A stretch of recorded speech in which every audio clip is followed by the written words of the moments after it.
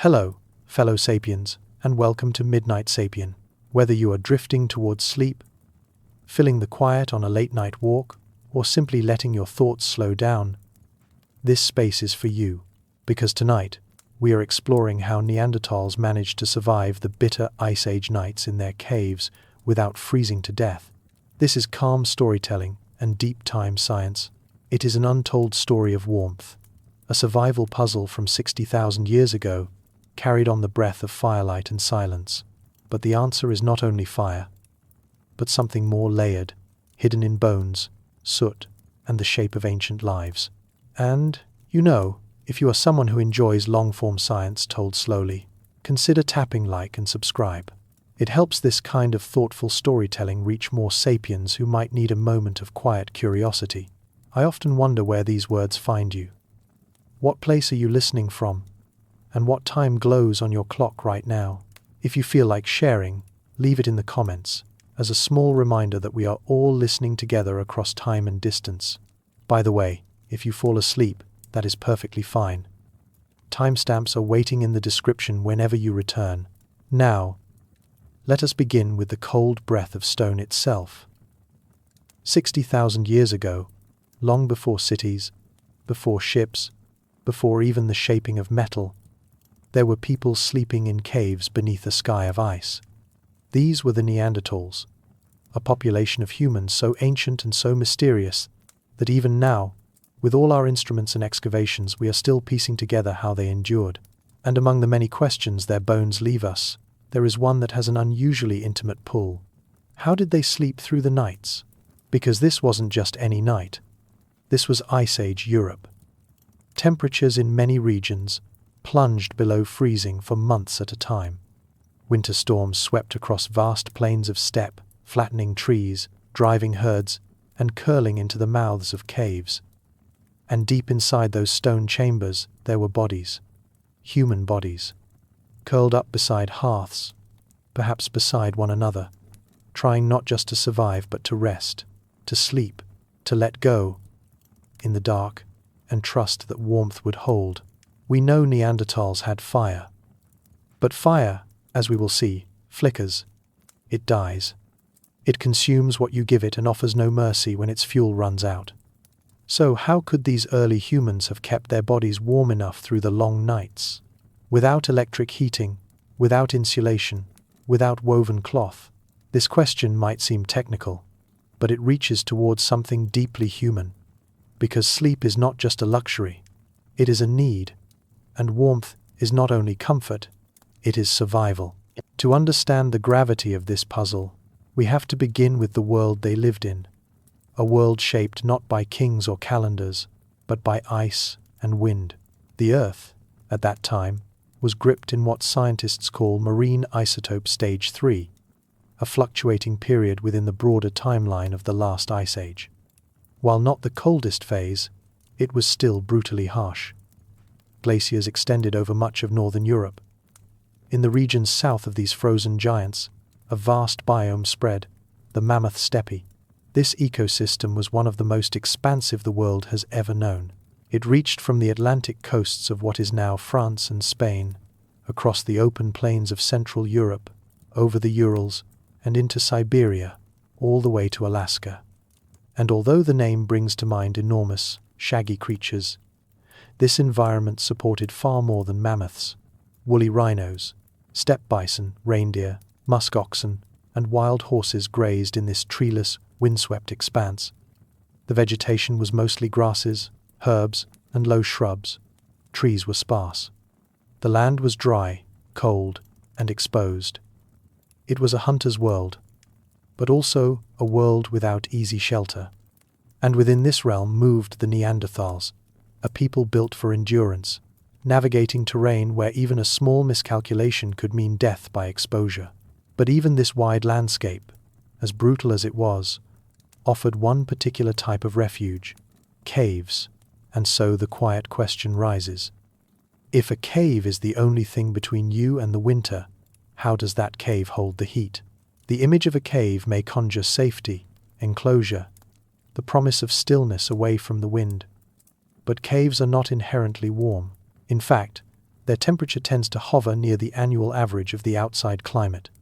In much of Ice Age Europe, this meant that stepping into a cave was less like entering a home and more like stepping into a refrigerated vault. Still, they were chosen. Again and again, we find archaeological traces of Neanderthals in the mouths and inner chambers of limestone shelters. Places like La Ferracie in France, Spy in Belgium, Shanidar in Iraqi Kurdistan, and Gorham's Cave in Gibraltar have revealed forensic evidence of repeated occupation. Hearths, ash layers, cut bones, burned plant matter, and sometimes tools discarded in what look like sleeping positions. But why caves? Part of the answer lies in what the outside offered, or didn't. Without trees for lumber, without bricks or tiles, a shelter had to be found, not built. In many regions, caves provided the only existing architecture, and though they were not warm, they blocked the wind. They kept snow from drifting directly onto skin. They muffled the outside world. Yet the cave was not simply a cocoon. It was also a trap. Cold air is heavy. It sinks. And so, as winter winds blew across the landscape, they often poured into the mouths of caves like an invisible tide.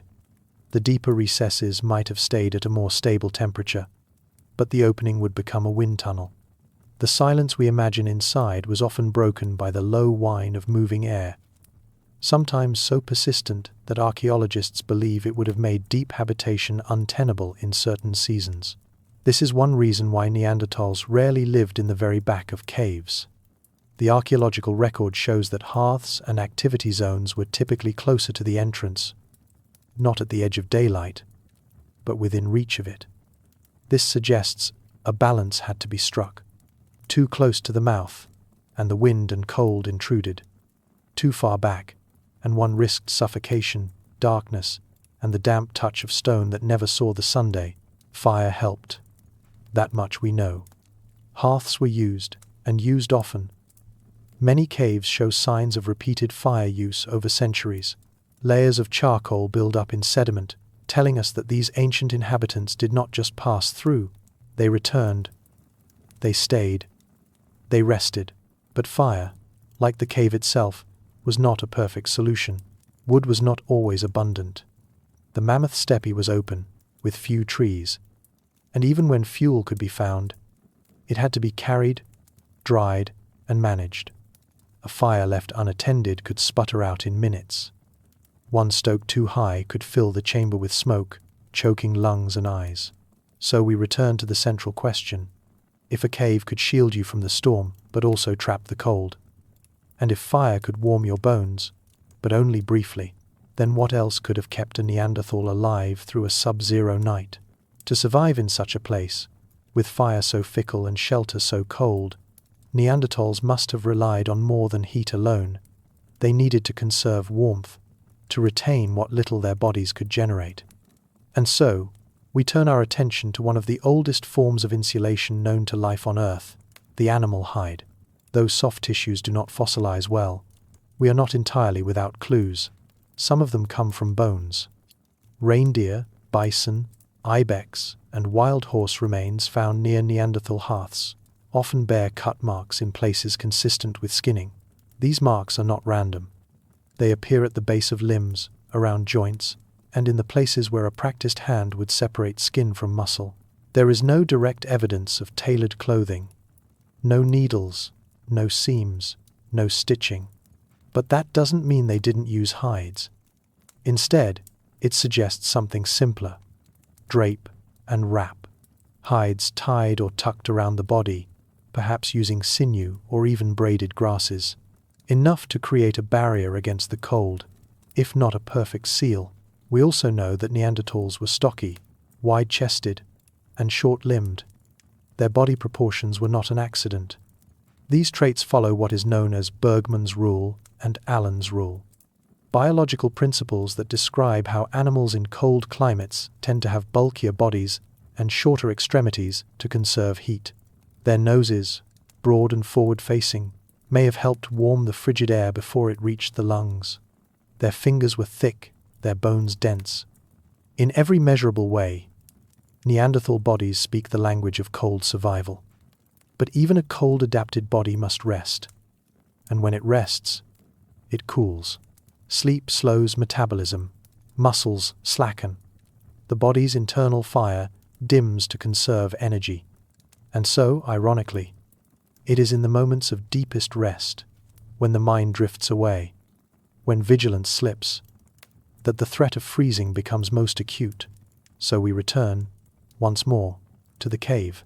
Imagine it, not as a romantic hollow of flickering light, but as a place of strategy, a calculated zone of warmth management. Archaeologists studying soot patterns on ceilings and walls have noticed something telling.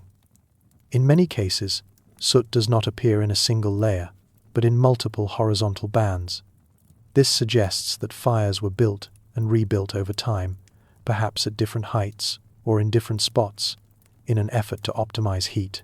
Some researchers have proposed that stones were placed near the hearths and then moved to sleeping areas once heated, a primitive form of thermal mass heating. Others wonder whether hides were draped across openings or hung like curtains to trap heat in small sleeping chambers within the larger cave.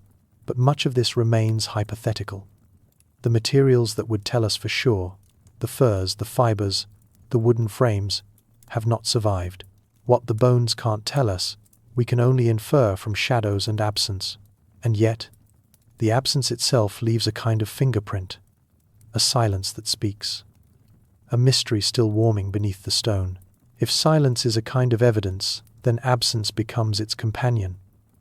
What Neanderthals left behind is not just what we find, but what we fail to. No remnants of structured bedding, no walls built from timber or woven mat. And yet, the way their tools and bones are distributed tells a subtler story. At the site of Combe Grenal in France, archaeologists noticed something unusual. The layers of occupation within the cave spanned tens of thousands of years.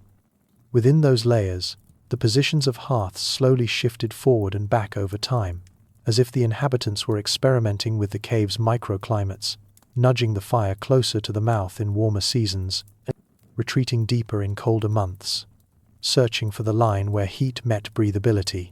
This is not a sign of random habit. It suggests memory, repetition, an understanding passed across generations, perhaps not through words, but through imitation, through sitting where others, Saturday, through sleeping where the last sleepers had curled. And perhaps it was not just heat that was needed, but the rhythm of it. Fire is light, but it is also time. A flame's life marks the passing of hours. If it dims too soon, the night becomes perilous. If it grows too strong, the smoke becomes poison. Someone had to tend it. Someone always had to wake. Was there a rotation? A designated watcher? Did they take turns, eyes flickering in and out of sleep, hearing the hiss of damp logs and the slow crackle of embers? Or did some simply not sleep at all, choosing to keep watch through the night? These are questions we cannot answer.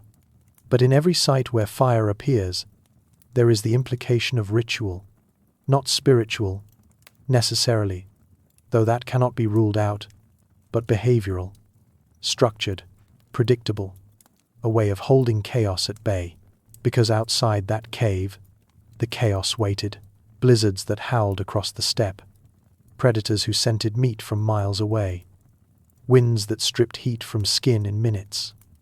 There was no such thing as total safety, only layers of it. And the cave was one such layer.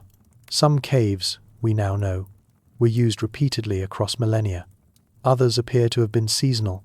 This suggests mobility, a knowledge of landscape.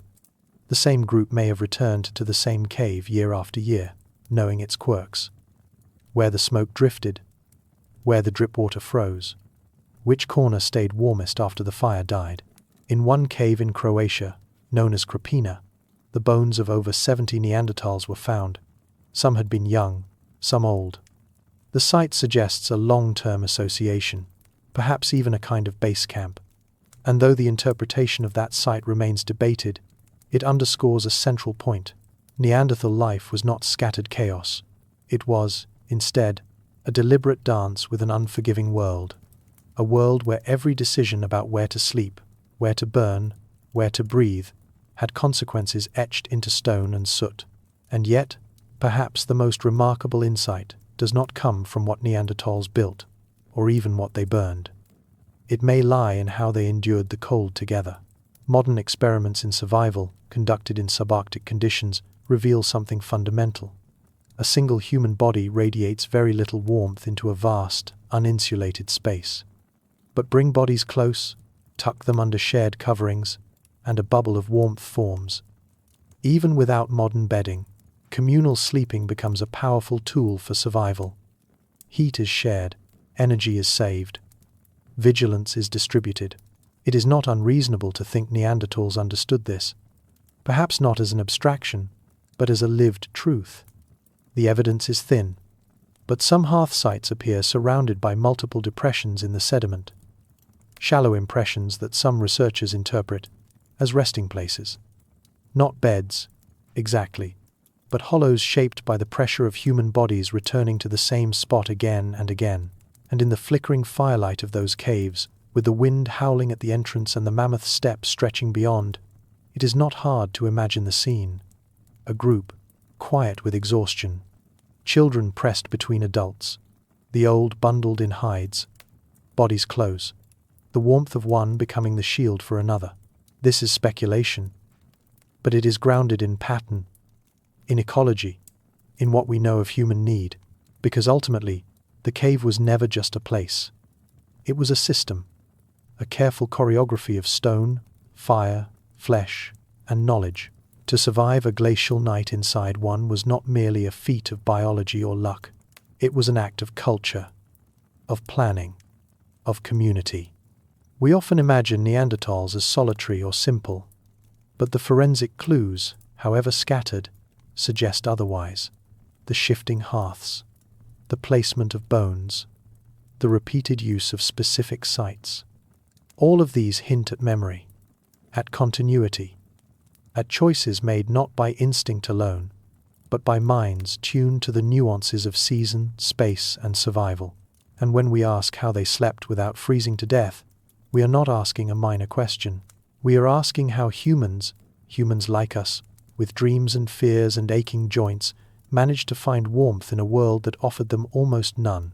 They had no metal tools, no woven blankets, no walls against the wind, but they had fire, they had furs, they had caves, and perhaps, most importantly, they had one another. In the end, the answer is not a single technology. It is a tapestry, fragile, incomplete, still unraveling in the hands of archaeologists and paleoclimatologists today.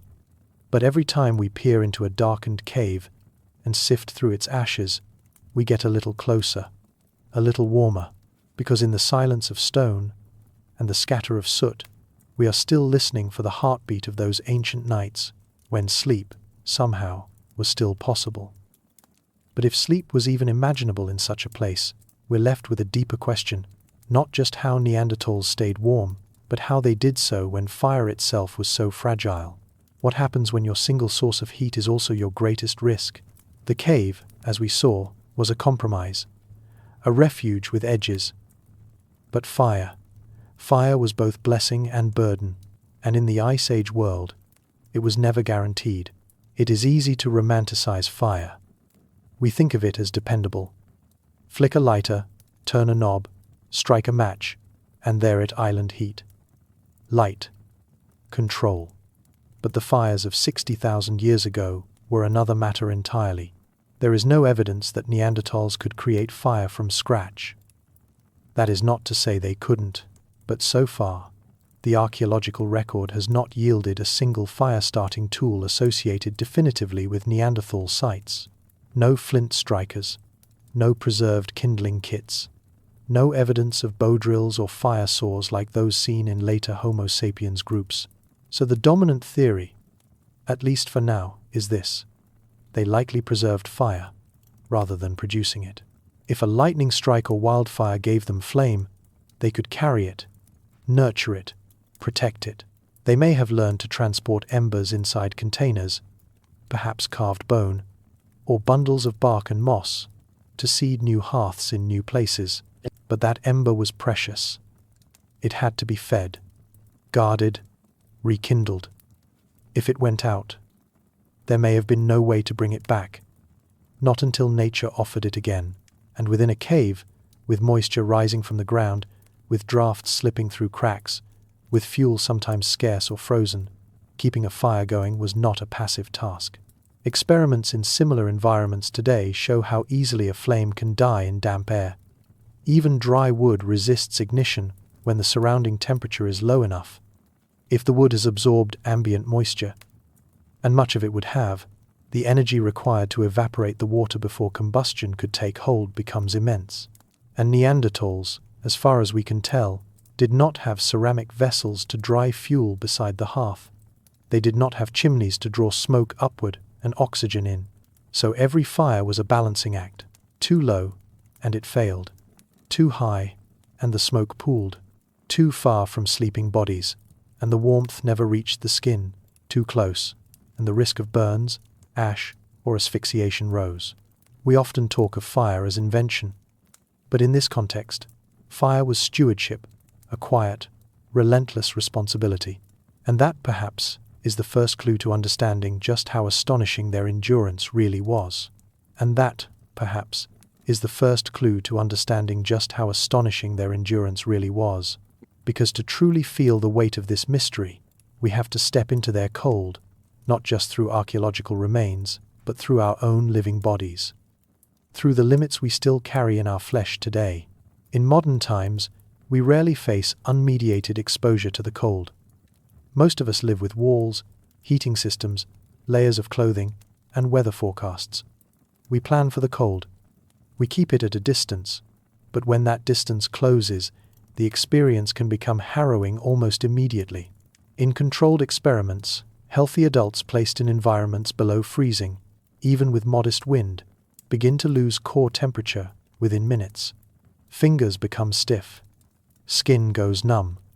The body shifts blood away from the extremities to protect vital organs, beginning the slow spiral toward hypothermia. Shivering helps for a time, but it burns energy. And if energy reserves run out, if calories are too few, or fatigue too great, the shivering stops. That's when the danger deepens. Some cold exposure tests use what's called a nude at rest metric. In these models, an unclothed adult human in near-freezing temperatures can survive for only a few hours before cognitive function begins to degrade. Sleep becomes dangerous. Confusion sets in. Judgment falters, and the impulse to stay awake, to move, to generate heat, is overwhelmed by exhaustion. Now imagine that same body in a cave with no insulation.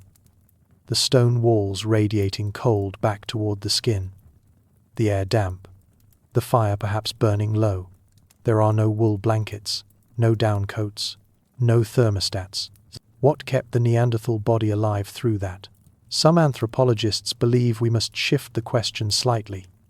Not how they endured, but how they learned to endure.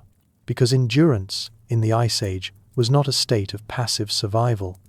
It was an active practice, a way of reading the world, of knowing when to hunt, when to migrate, when to huddle, when to burn, and when not to. In fact, studies of modern cold-adapted groups, the Sami, the Nenets, the Inuit, reveal something striking. Many traditional practices are less about maximizing heat and more about minimizing loss. A shift in mindset. Instead of seeking to create warmth from nothing, the goal becomes to prevent the warmth you already have from slipping away. This philosophy likely guided Neanderthals too. Their bodies, as we've seen, were already shaped by millennia of cold exposure. But the body alone wasn't enough. Strategies had to be passed down, not written, but repeated.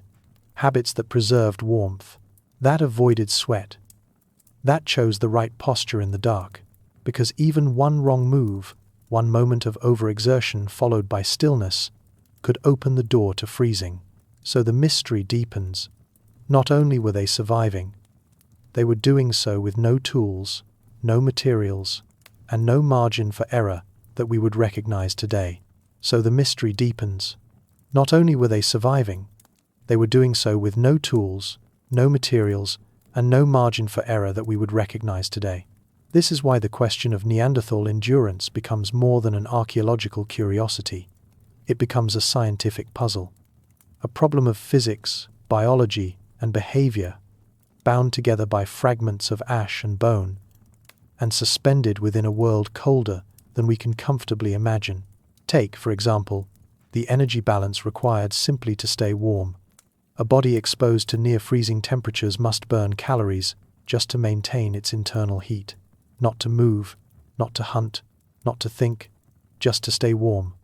And for Neanderthals, who were physically robust and likely burned more calories than modern humans even at rest, the baseline requirement was extraordinary. Estimates suggest that in glacial conditions, a single adult Neanderthal may have needed between 4,000 and 5,000 kilocalories per day to maintain health and body heat. That is nearly double the average energy intake of a modern human. And the colder it got, the more food was needed. Not just any food, but calorie-dense fats and proteins, often from large animals hunted at great personal risk, which leads to an uneasy realization.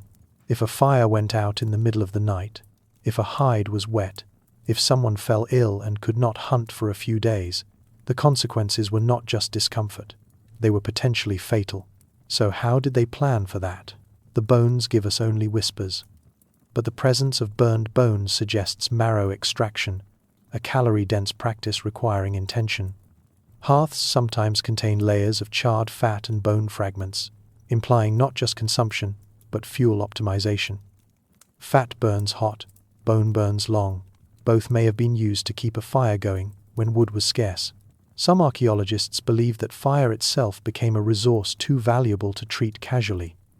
It may have been divided among group members, palms, with certain individuals responsible for its care, or with sleeping positions arranged to protect the flame from drafts. Others imagine fire as a social axis, a point around which stories, grooming, meals, and rituals orbited, not for convenience, but as a strategy for survival. And yet, for all of that, fire could still fail. Which brings us back to the puzzle. The deeper we go into this question, how did they avoid freezing to death, the more it begins to resemble a kind of equation, one where warmth is the product of many variables: body shape, food intake, shelter structure, clothing, posture, group size, fire location, sleep cycle, and more. Change one, and the balance shifts. We are not dealing with a single invention. We are witnessing a network, an adaptive system, built through repetition, risk, and memory. And the real astonishment is not that they endured for a single season, but that they endured for hundreds of thousands of years. And the real astonishment is not that they endured for a single season, but that they endured for hundreds of thousands of years. Because when we take a step back from the details, from the ash, the soot, the buried embers, what begins to emerge is not just a portrait of physical survival, but a portrait of resilience so vast, so patient, that it challenges our assumptions about what it means to be technological. We tend to associate survival with invention, with breakthroughs. We imagine progress in terms of sharp lines, the wheel, the needle, the spark. But Neanderthal endurance was not built on a single innovation. It was something slower, deeper, a kind of environmental literacy passed through gesture, through proximity, through doing. It may help to pause here and ask a deceptively simple question. How long could any of us last, with no shelter, no synthetic insulation, and no modern means of fire production? The truth island. Not long. Even highly trained survivalists, with modern knowledge and some basic tools, struggle to last more than a few nights in freezing wilderness without serious risk. In temperatures below 0 degrees Celsius, frostbite can begin in less than 30 minutes. Hypothermia can set in during sleep, unnoticed. Coordination, memory, even decision-making degrade. The cold does not just take your body, it takes your mind. This is why the endurance of Neanderthals is not just a testament to their biology.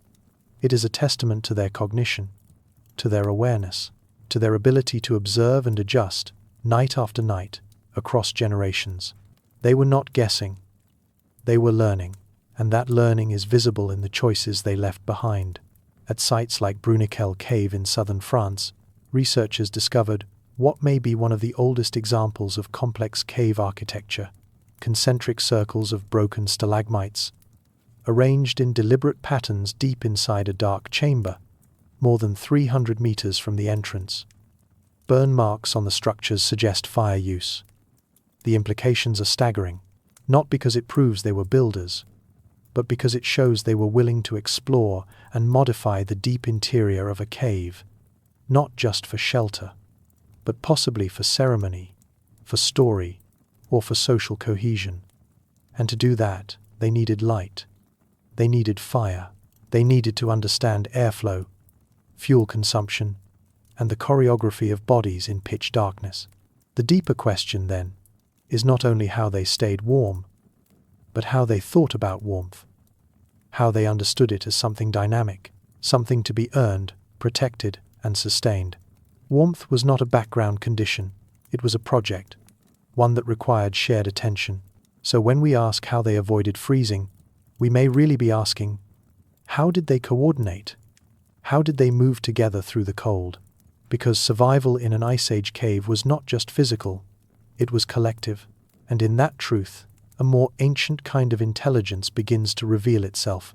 And in that truth, a more ancient kind of intelligence begins to reveal itself, not the kind measured in symbols or scripts, not the kind that leaves behind monuments, but a quieter intelligence, one that adapts, listens, remembers, one that is not carved into stone but passed through touch, through breath, through shared proximity to heat in the dark. This is where the science of survival merges with the philosophy of it, because when we try to reconstruct the lives of Neanderthals, their decisions, their comforts, their risks, we are not just reconstructing behavior, we are reconstructing a worldview. To survive the Ice Age without advanced tools or clothing systems required more than tactics. It required a continuous awareness of fragility, a sensitivity to the margins. Every night was an equation, every ember a choice, and every member of the group, young, old, injured, strong, was a variable in that equation. One fire, one shelter, one night, and they had to make it work. That they did so is a reminder that survival does not begin with invention. It begins with perception. They perceived the wind, the air currents inside a cave, the best way to lie near a fire without smothering it, the sound of wet wood, the smell of bark beginning to rot. They noticed which hides dried faster, which grasses insulated best, which stones stayed warm longest after sitting by flame. None of this leaves a fossil, but it leaves an echo. We find it in the layers of ash that grew like sedimentary calendars, in the way bones are clustered around certain hearths, in the soot patterns climbing the ceilings, in the blackened bones, the burned shells, the cut marks where muscle met hide, and perhaps most of all, we find it in what did not happen. They did not freeze.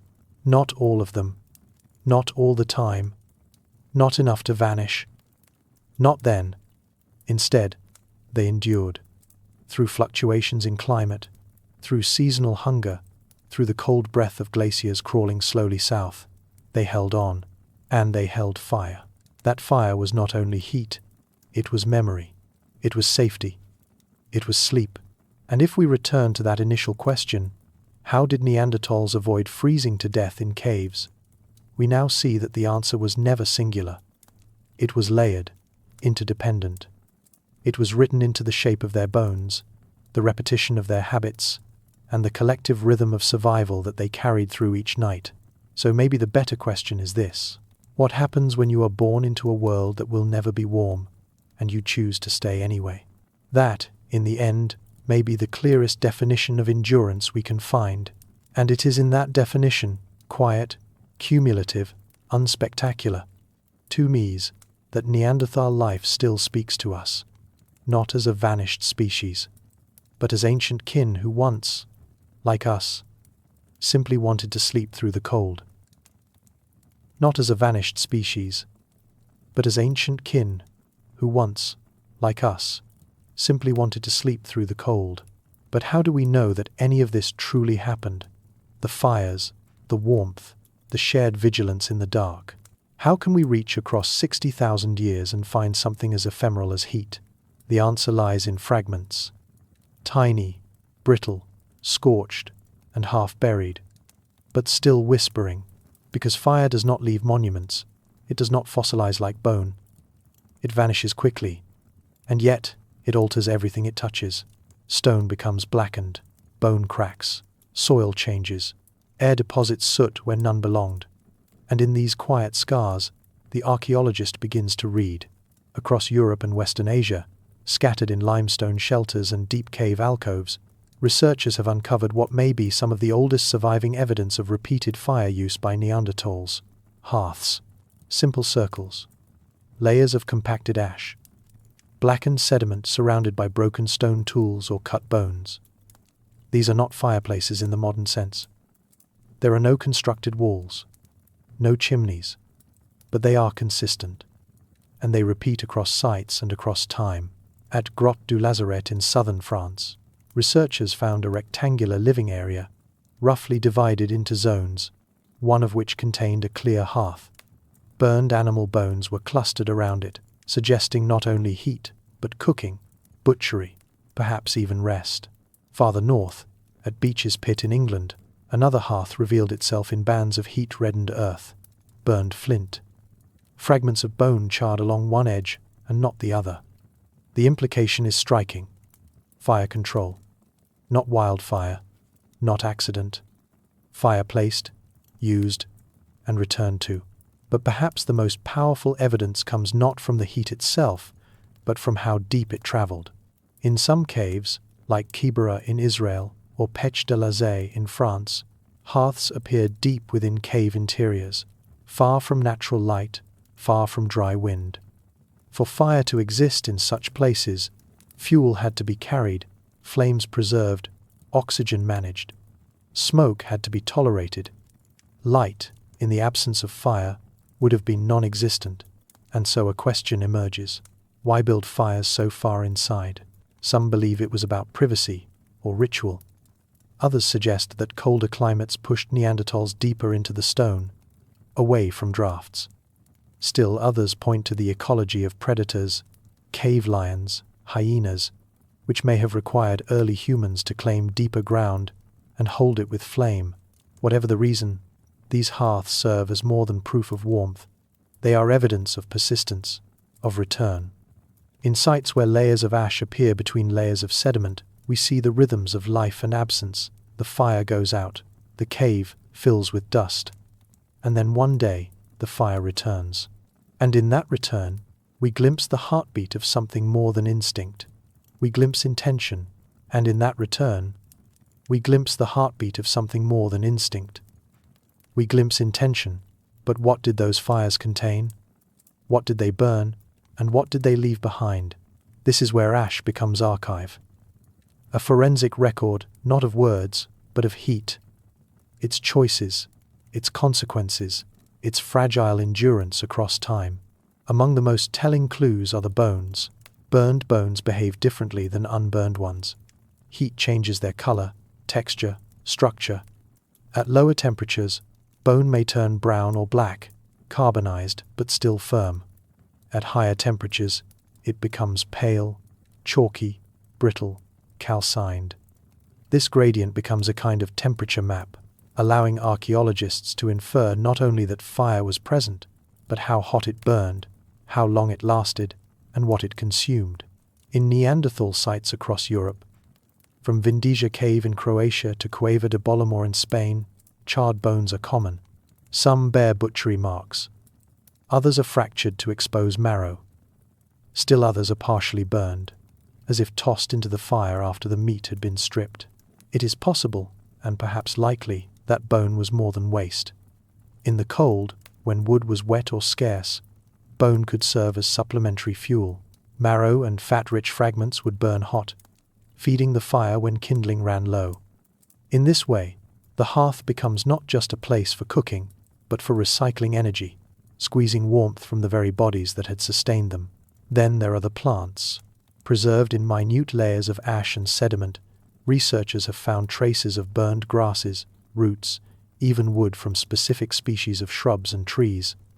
In some sites, phytoliths, microscopic silica structures found in plants, remain intact, allowing for botanical identification long after the organic matter is gone. These remnants tell us that Neanderthals were selective. They gathered dry, combustible material. They may have even preferred certain types of fuel, not just for heat, but perhaps for smoke quality, flame duration, or cooking properties. At El Salt in Spain, plant ash appears in hearths alongside burned bone and heated stones. The distribution suggests repeated use, not just an accidental blaze, but a deliberately maintained fire zone. The stones, too, may have played a role. Heated and placed near the body, they could retain warmth through the night. They may also have helped reduce smoke or spread heat more evenly across the sleeping space. Altogether, these burned remains, bones, plants, ash, stone, form a mosaic of habit, a pattern not of randomness, but of return. Materials were chosen, fire was fed, bodies gathered close, and then, when the fire went out, it left its story behind. A ring of black in a layer of grey. A silent record of combustion, combustion repeated, combustion remembered. Each hearth, then, becomes more than a mark of survival. It becomes a language, one spoken in flame, answered in warmth, and preserved in bone. Each hearth, then, becomes more than a mark of survival. It becomes a language, one spoken in flame, answered in warmth, and preserved in bone.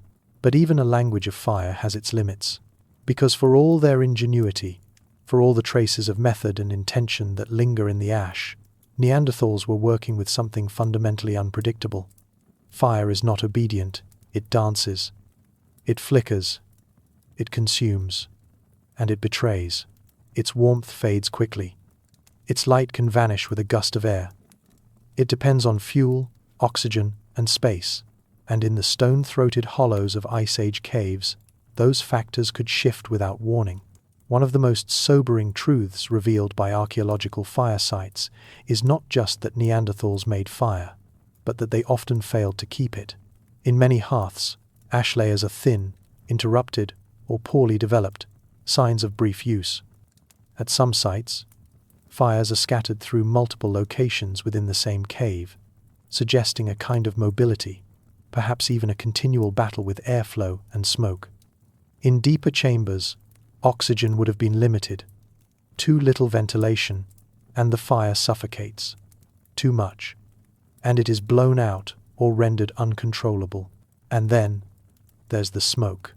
Modern reconstructions of cave use have shown just how difficult it is to maintain a fire inside a closed space. Smoke accumulates fast. In some simulations, fires placed only a few meters inside a cave can create unbearable conditions within minutes unless carefully managed. The air grows thick, vision fades, the lungs burn. To survive in such spaces, Neanderthals had to be sensitive to the cave's breathing. They needed to understand how smoke pooled in hollows, how it followed cold drafts and sloped ceilings. Some hearths appear placed near natural vents or cracks in the stone, possibly to manage this invisible threat. But even with such awareness, fire remained unstable. It needed constant feeding, attention. And when it was lost, when embers died or rain soaked the fuel, reignition was not guaranteed. There is no definitive evidence that Neanderthals could create fire from scratch. Some researchers believe they may have struck sparks using flint and iron pyrite, but no fire-starting kits have been found.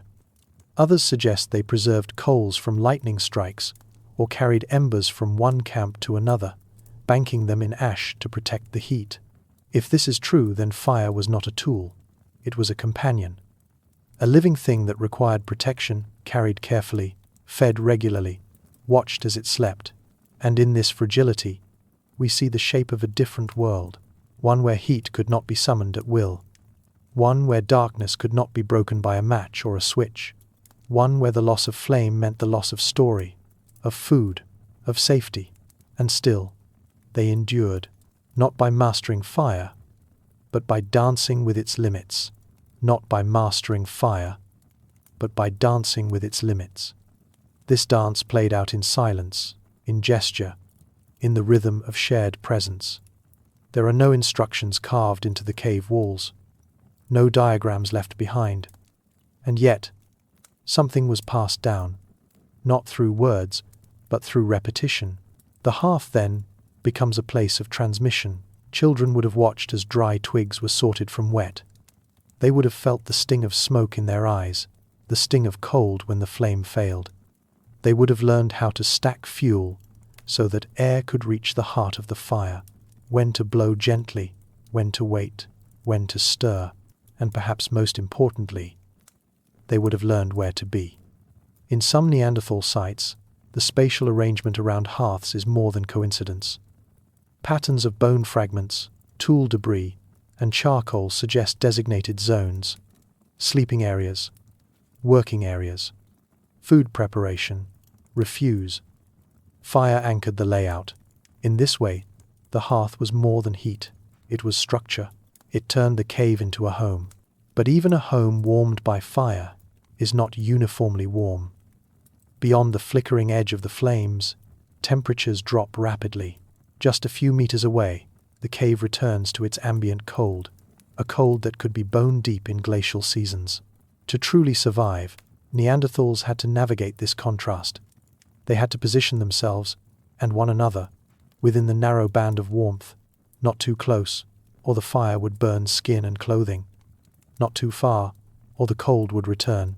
Some believe they may have rotated through these zones during the night, sleeping in shifts, adjusting positions, placing stones to reflect heat. Others suggest they used fire in combination with other techniques, fur bedding, body huddling, even insulating walls of piled material to trap warmth within a defined area. This balancing act would have required constant awareness. It was not passive comfort, it was active survival, and it shaped the way they used space. In sites like Abric Romani in Spain, long sequences of hearths show a gradual evolution, not in the fires themselves, but in their organization. Over time, hearths become more regular, more centrally located. Activity zones cluster more tightly. The living space becomes optimized. This suggests planning, memory, a mental map of how to survive in a place, night after night, season after season. The fire is not just something they used, it is something they lived around. Its glow shaped where they sat, how they ate, what they could see, what they could share. In the heart of the Ice Age, warmth was not given, it was arranged, and the Neanderthals, with their quiet precision, arranged it again and again, not only to survive, but to belong within it. And the Neanderthals, with their quiet precision, arranged it again and again, not only to survive, but to belong within it. Because at the core of every hearth lies attention. Fire gave life, but it also demanded life in return. It needed hands, attention, memory. Without those it faded. And yet, over tens of thousands of years, it didn't fade. It endured. So what we find in the caves is not the story of a tool, but the story of a relationship. And like all relationships, it left its mark, sometimes in ash, sometimes in scar. Look closely at some of the bones left near these ancient hearths, and you will see thermal fractures, bones split from heat, cracked from overexposure. And nearby, fragments of flint tools, singed at the edges, perhaps dropped too near the flame, or used to stir embers. Even the walls remember. In places like Cueva de los Aviones, dark smudges reach upward from hearth remains, like echoes of rising smoke. Soot collects in ceiling cracks. Microstratigraphy reveals repeated burning events, stacked like geological time. A black line for one generation, a pale layer of sediment, another black line for the next. This rhythm of return matters. It means they came back, over and over, to the same spot. They remembered which alcove caught the light, which floor stayed dry, which wind brought in cold. They remembered, and they chose. And in choosing, they taught. The fire became a teacher, a place where warmth met danger, a place where care was not optional. You had to listen, to wait, to learn when to feed, when to retreat, when to breathe through the smoke, and simply endure. Perhaps this is why the hearth held such power, not only as a physical center, but as a social one. Around it, stories might have been shared, wounds tended, food passed, eyes closed, a rare moment of rest, flickering against the stone, and when the fire finally died, when the group moved on, or the cave emptied for a season, it left a residue, not just of ash, but of rhythm, and that rhythm became the record, because ash is memory, and memory is the only warmth that survives when the cold comes again. So as we walk through these sites today, crouching beside blackened circles beneath rock shelters, or tracing burn marks on scattered ribs, we are not just uncovering evidence. We are meeting presence, presence held through fire, presence held through care, presence that insisted, night after night, that this moment, this warmth, mattered enough to fight for, even in a world of ice, even when the wind howled through the silence, even when tomorrow was uncertain. They stayed, they made warmth, they left it behind, and in that they left a trace, not just in ash, not just in bone, but in us. But bones and ash tell only part of the story. Fire may have burned in the center of their world, but it did not follow them out into the wind. So what filled the silence once the flames were gone? What did Neanderthals wrap around themselves when the wind carved through the trees, when the frost set into the marrow of the land, and when the cave mouth opened like a breathless mouth into winter? The question leads us to another kind of evidence, quieter than hearths, subtler than soot, but just as powerful. It begins in the notches of ancient bone. Across Ice Age Europe, animal bones found in Neanderthal sites carry marks. They are not from teeth or claws, but from tools. Repeated patterns of slicing, scraping, and careful incision appear again and again along the limbs of deer, bison, horse, and even mammoth. These aren't the random leftovers of a messy meal. They are purposeful. They are signs of hide removal. And this changes the story, because skin, when separated from flesh with care and precision, is more than discard. It is material. It is potential. Even though the hides themselves have long since decayed, the cut marks remain, like ghostly outlines of what once was. Archaeologists describe them as defleshing marks, often clustered around joints and along limbs, where skin is thickest and most durable. Some are accompanied by traces of ochre or fat residue, suggesting treatment, softening, preservation. From these clues, a picture begins to form, not of firelight this time, but of furs. Imagine, then, a figure hunched in the cold, not naked, not bare, but layered, draped in reindeer or wrapped in wolf. The wind hits, but the skin beneath is dry. The heat of the body stays close. We cannot know exactly how these hides were worn, whether stitched into cloaks or simply thrown over shoulders, because Neanderthals left behind no needles. But in sites like Grotte de Rennes in France, archaeologists have found awls and pointed tools fashioned from bone and antler, which could have pierced leather or hide. It's not enough to prove tailoring, but it's enough to suggest experimentation, enough to suggest that survival wasn't left to chance. And this, too, becomes part of the human scale of the story, because to flay a hide is not only a task of survival, it is a skill. It requires knowing where the grain thins, how to pull without tearing, when to cut and when to lift. It takes knowledge passed from hand to hand, a quiet choreography beneath the weight of winter, and in the end, what's left is warmth, not heat, like fire gives, but warmth. The slow, soft kind that stays with you through the long night. Warmth that wraps. Warmth that endures. Warmth that wraps. Warmth that endures. Because warmth, unlike fire, can be worn. It can travel. It can follow the body as it moves through snow-dusted trees, across frozen ground, through cave and tundra.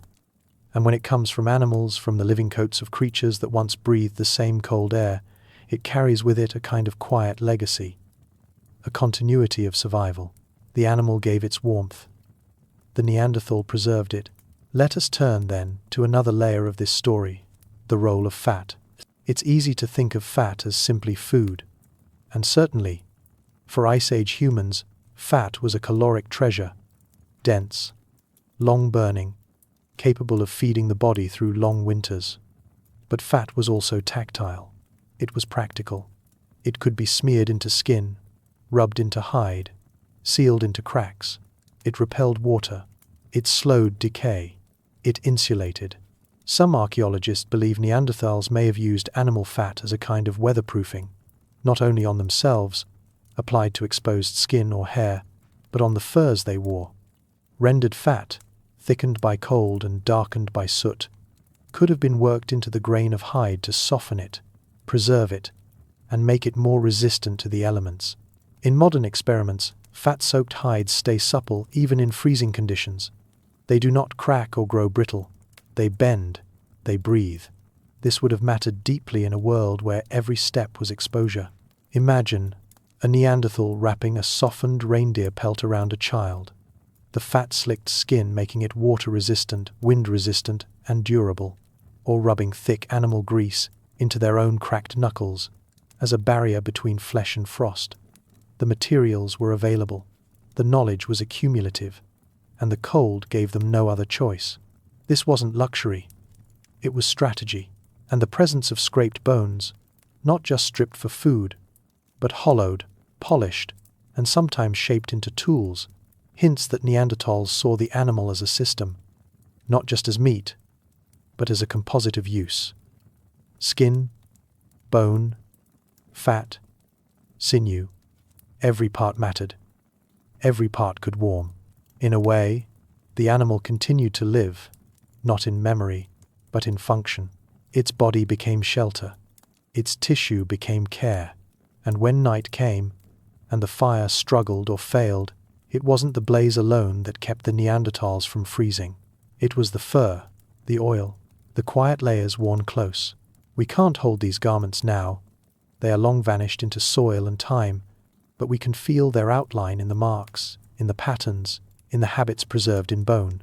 And so, we begin to see not just how they burned for warmth, but how they wrapped themselves in it, not just at the hearth, but out in the wild, not just at the hearth, but out in the wild.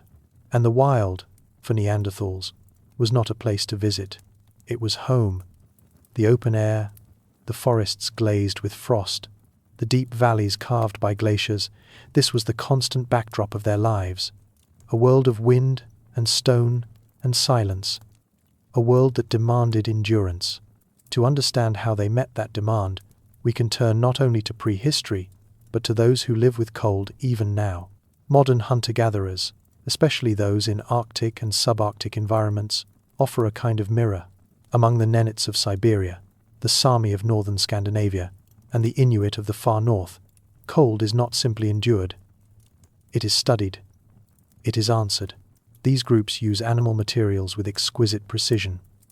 Reindeer hides are not just valued, they are understood. The outer fur, with its hollow hairs, traps air and insulates. The skin beneath, thick with natural oils, resists wind. Clothing is layered strategically. Fur side in for warmth, fur side out to shed snow. Seams are minimized. Cold is sealed out with moss, with sinew, with care. And when these garments are worn, they are not heavy. They are not stiff. They move with the body. They breathe with it. This is not invention. It is inheritance. The slow accumulation of attention over thousands of years. And while we cannot project these practices directly onto Neanderthals, the parallels invite reflection. After all, Neanderthals were not strangers to adaptation. They lived through climatic fluctuations that modern humans never experienced. Deep freezes, short warmings, sudden returns to cold. Their bones have been found from Spain to Siberia. Their footprints appear on windswept shores, in alpine passes, under lowest soil and cave dust. To survive in such diverse and brutal conditions, they must have known the cold intimately, not as a momentary inconvenience, but as a lifelong companion. And companions must be met with method. That method may not have included needles or thread, or at least, none that we have found. But it likely included wrapping, tying, folding, holding skins in place with belts of sinew or cordage, using multiple hides layered over shoulders and backs, securing them under the arms, draping them over sleeping areas, perhaps even around infants. We see hints of this in ethnographic accounts, where materials are adapted creatively, not uniformly, where warmth is not mass-produced but handmade, improvised, remembered. It's not the tools that matter most, it's the attention. And Neanderthals, for all their quiet, for all their long shadows in the archaeological record, left behind that attention. It lingers in the decision to take the time to skin an animal, not just eat it, to strip the fat, not just discard it, to shape a tool, not just wield it. These are the choices of a people who did not just pass through the cold. They dwelled in it, and found ways to carry warmth with them, and found ways to carry warmth with them, because warmth, in a world without walls, becomes more than comfort. It becomes a boundary between life and death, between motion and stillness. And in the Ice Age, that line was thin. So the body itself became part of the solution. Neanderthals, as we've learned from skeletal remains, were not built like us. Their frames were shorter, stockier, with wide rib cages and deep chests. Their limbs were thick, their noses broad, their bones dense. This wasn't random variation. It was adaptation, a body honed over millennia to hold heat, to reduce surface area, to conserve energy in cold climates. And yet even a perfectly shaped body, sculpted by evolution, needs insulation. That insulation, increasingly, seems to have been crafted by hand. In the archaeological record, we find more than just cut-marked bones. We find repeated associations between animal remains and stone tools in patterns that suggest skinning sites. Places where carcasses were not only butchered, but disassembled with an eye toward multiple uses. Sometimes, only the hides were taken, bones and meat left behind, or discarded nearby, while the skins were transported elsewhere. This choice speaks volumes. It suggests that hides were not incidental. They were essential. They were worth the labor of removal, the weight of carrying.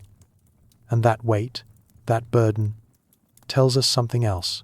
It tells us that warmth was worth planning for. It tells us that Neanderthals were not only responding to cold in the moment, they were preparing for it, anticipating it, carrying solutions with them. In this light, every hide becomes a kind of memory, a record of foresight. And where foresight exists, culture follows. It's not hard to imagine routines forming around this knowledge. Perhaps some individuals became especially skilled in hide preparation. Perhaps certain caves were favored for skinning, others for sleeping. Perhaps dried skins were stored for future use, cured by smoke or sun, softened by hand. We may never know the full shape of these practices, but they leave a contour, a shape of absence that still speaks.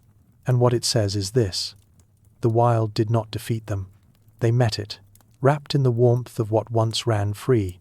Walking beside the flicker of firelight, they moved through forests where snow fell soundlessly on branches, and the sky turned to slate. They wore the memory of the animals they hunted, not in trophies, but in shelter, not in conquest, but in care, and in doing so they built a second skin, one that was stitched not by needle, but by need, bound not by thread, but by the patience of repetition. This was not decoration, it was survival, and it was quiet, because cold does not negotiate, it does not listen, it does not wait. But Neanderthals did. They watched, they learned, they wrapped themselves in what the land offered, and in doing so, they endured. They wrapped themselves in what the land offered, and in doing so, they endured. And in that endurance, we find something more than biology. We find a kind of dialogue between species, between flesh and fabric, between death and shelter, because to wear another creature's skin is not a neutral act. It is intimate. It is, in its way, an agreement.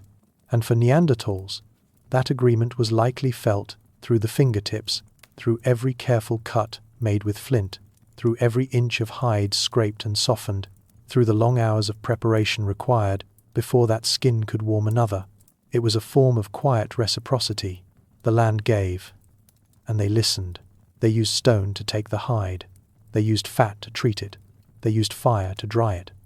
And they used their own breath, warm in the cold air, to test the pliability of skin before wrapping it over shoulders or around sleeping spaces. At the site of Moldova in Ukraine, archaeologists have found mammoth bones arranged in circular patterns, possibly forming shelters or windbreaks. While speculative, these structures suggest that Neanderthals were thinking spatially, manipulating their environment in deliberate ways to hold back the cold. If they built with bones, they may have also lined those spaces with hide, creating layers, insulating against drafts, adding fur against stone. Nothing extravagant, just efficient, just enough, because survival was never about abundance. It was about attention, and that attention is still visible. It lives in the patterns of marks on scapulae and ribs, in the charred tips of antler tools, in the careful absence of bones where hides may have been carried elsewhere. It lives in the silence between the evidence, the inferred spaces where a skin was folded, where warmth was shared, where a child may have been bundled for sleep.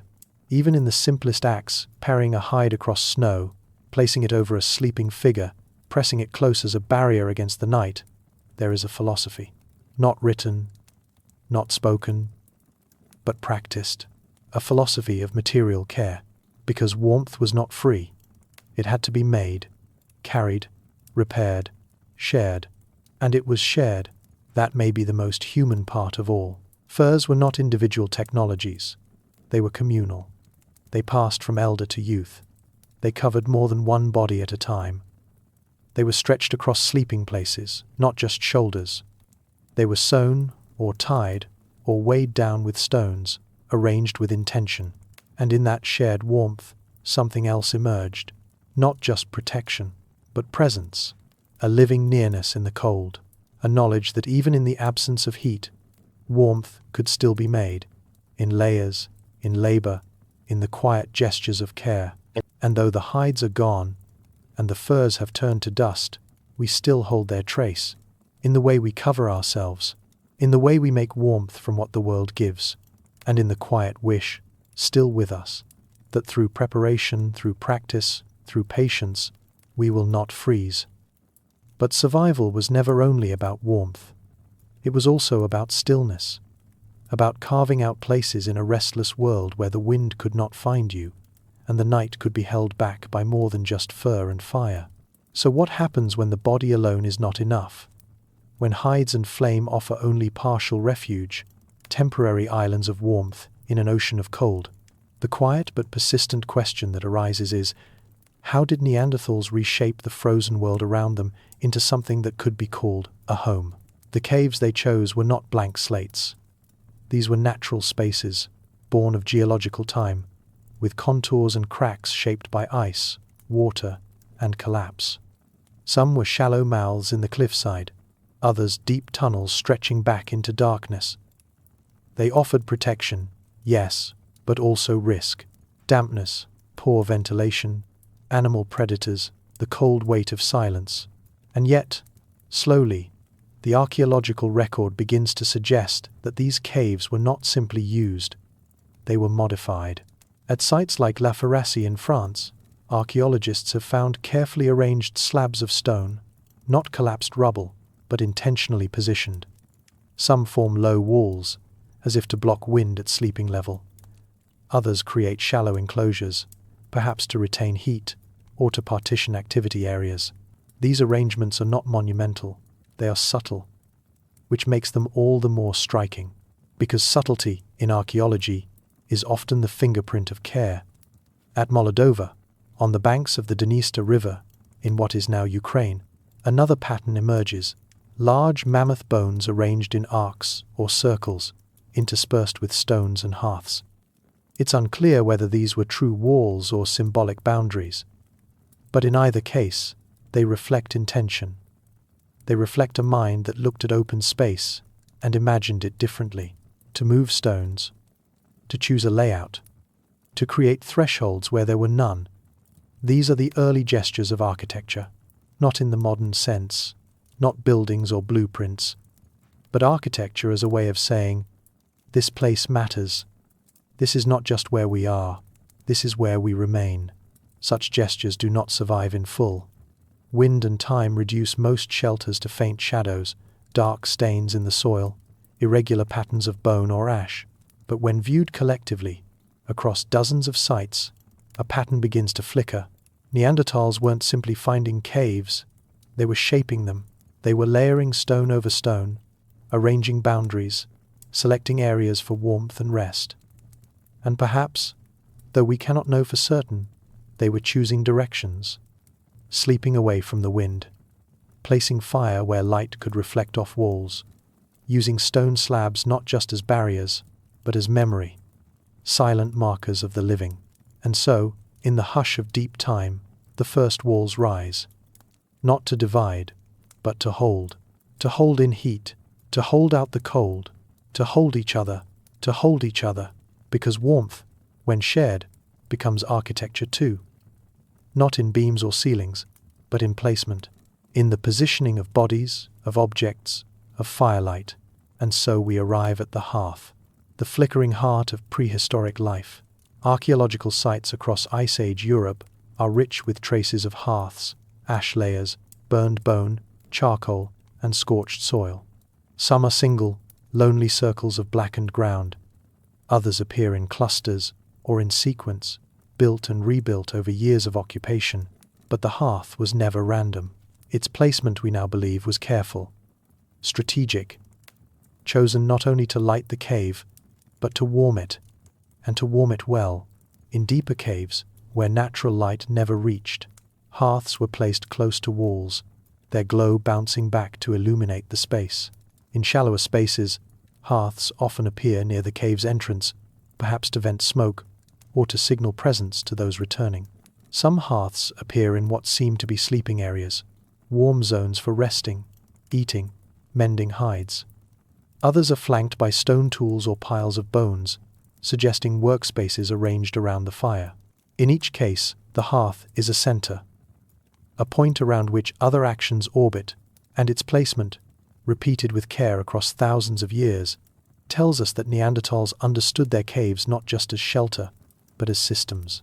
Spaces with airflow, with darkness and light, with noise and silence, and fire was the anchor. It did not merely burn, it organized. The temperature range of a fire is not constant. It radiates outward in gradients, each one useful in a different way.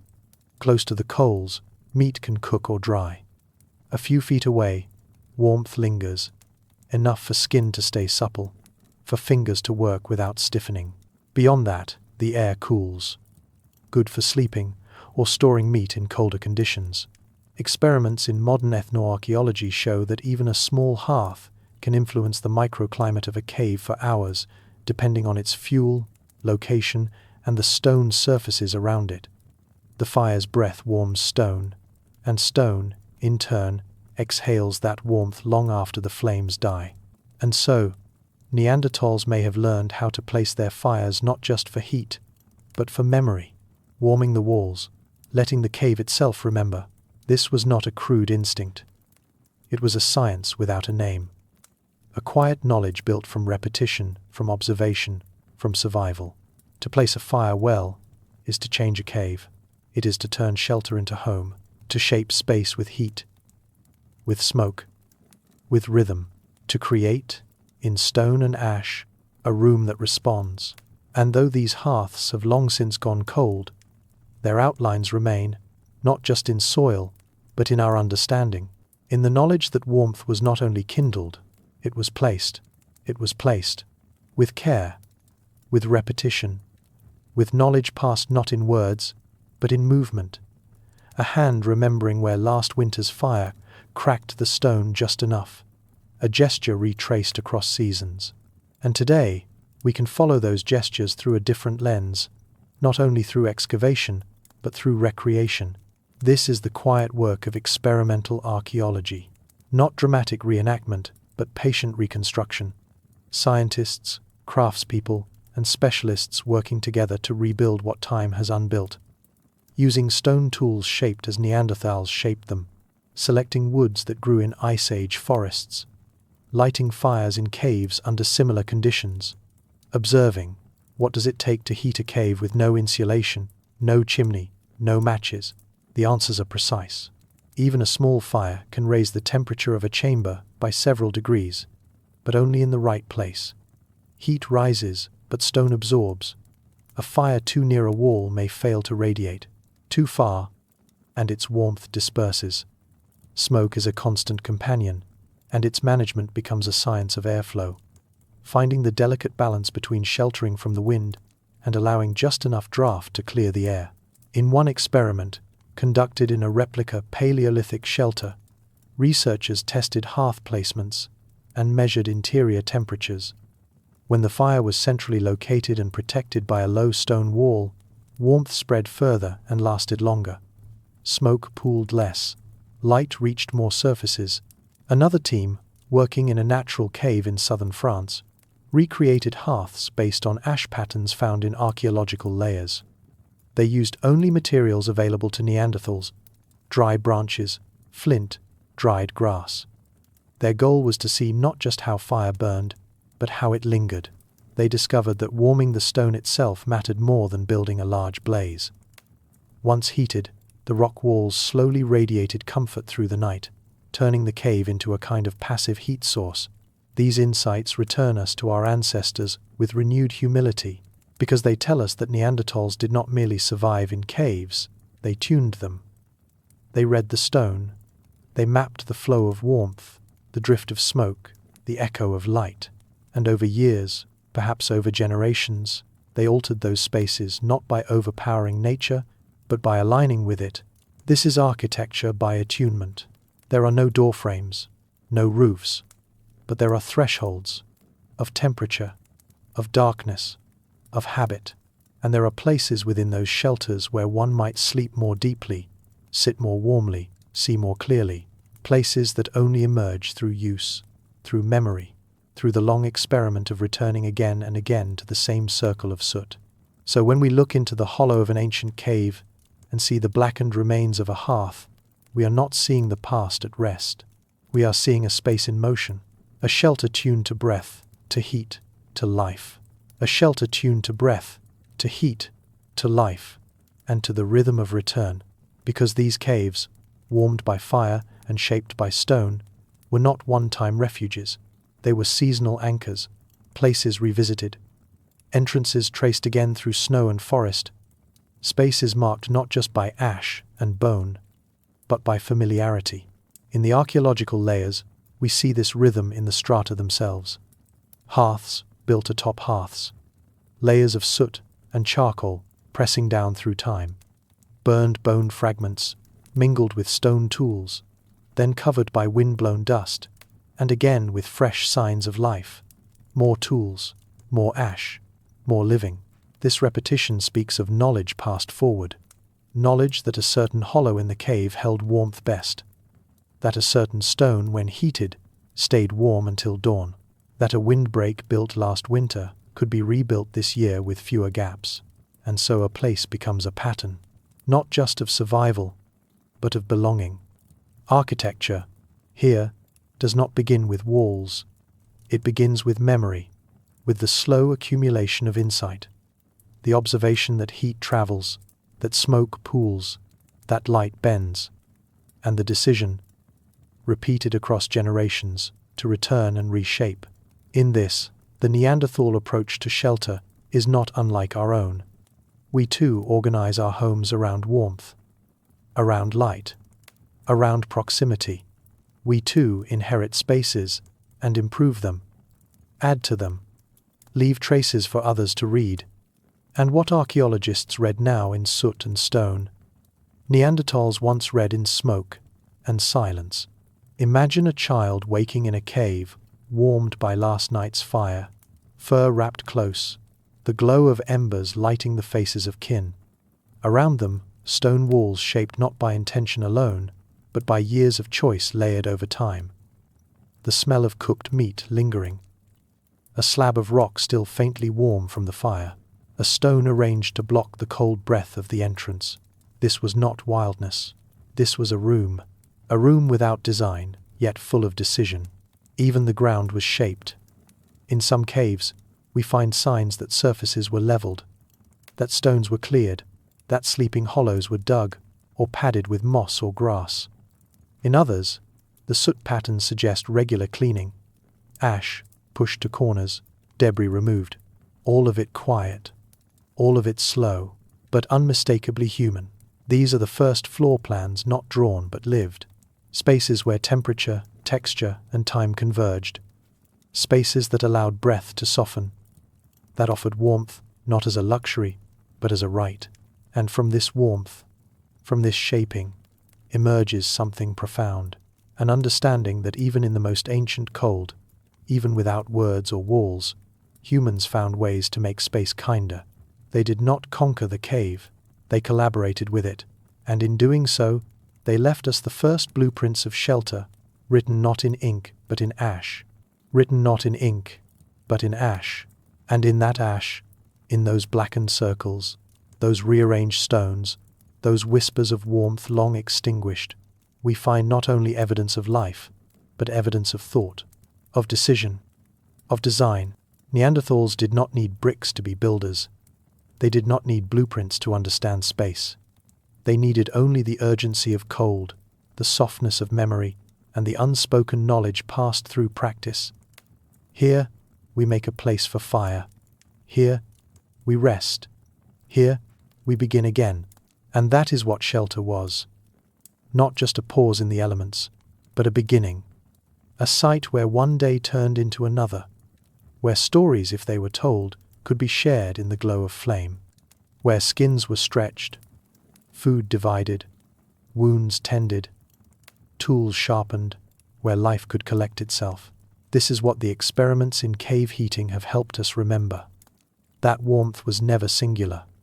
It was distributed, through architecture, through materials, through the soft gradient from stone to skin, that even without metal or mortar, space could be negotiated, improved, held, that a ring of stones and a flicker of flame could become a center, and this perhaps is the great insight these shelters offer us.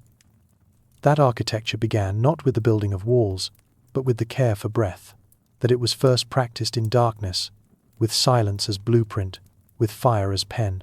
What Neanderthals built was not a fortress, not a monument. They built places of staying. They built context, places that meant something because someone had returned. Someone had placed another log on the fire. Someone had wrapped a child in hide and drawn them close to the wall's warmth. Someone had, in the depth of winter, whispered, even without language, "Here, this place is good." And perhaps, on the coldest nights, those shelters even sang, not with music, but with temperature, with scent, with the dull crackle of embers, with the rhythm of sleeping breath, a harmony born of stone, fat, smoke, and fur, composed without score, but always known. In those dark spaces, Neanderthals practiced a kind of architecture we've nearly forgotten, one that is soft rather than rigid, responsive rather than dominant, an architecture not of conquest, but of calibration, to heat, to silence, to life's persistence, and when the bones are long buried, and the flames have faded, and the stones are once again scattered by frost and root, something still remains, a shape, a warmth, a memory of shelter. Because shelter is never just a structure. It is a behavior, a decision repeated across time, a promise, held in place by stone and soot, that no matter how cold the world becomes, we will shape a space within it. And in that space, even if only for a night, we will endure. But endurance, like warmth, did not begin with fire. It began with the body. The question that now rises, quietly but insistently, is this: how did the Neanderthal body itself become a tool for survival? Because long before the first hide was stretched over a stone wall, before the first branch was leaned against a cave's edge, there was flesh, there was breath, there was the curve of bone shaped not for beauty, but for conservation. The forensic record, the silent archive of fossilized ribs, limb bones, and skulls, tells us something remarkable. Neanderthals were not simply short and strong, they were thermally adapted.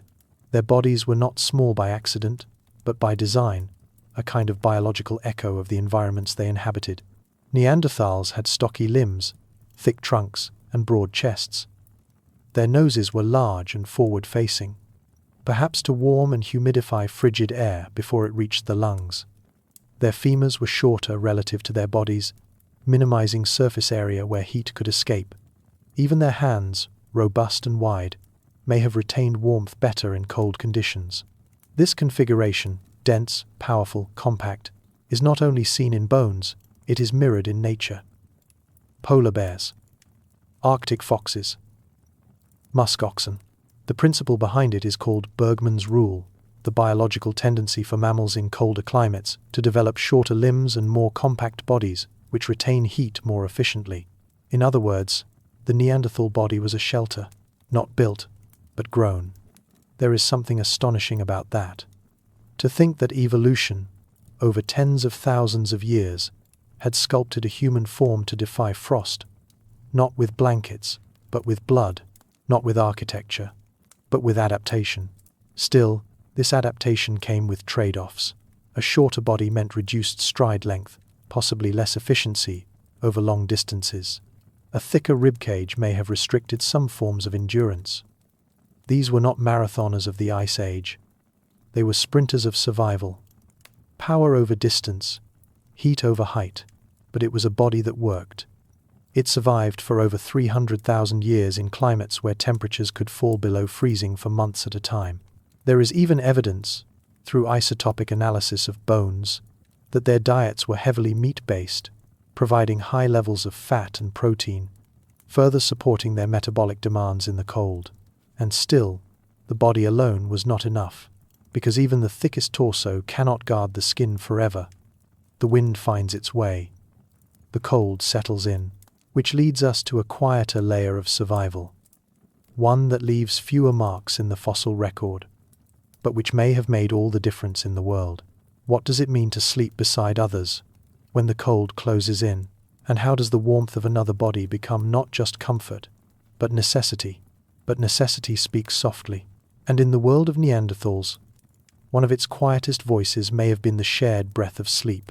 The body, even stocky and built for conservation, loses heat quickly in open air, especially in rest, especially in sleep.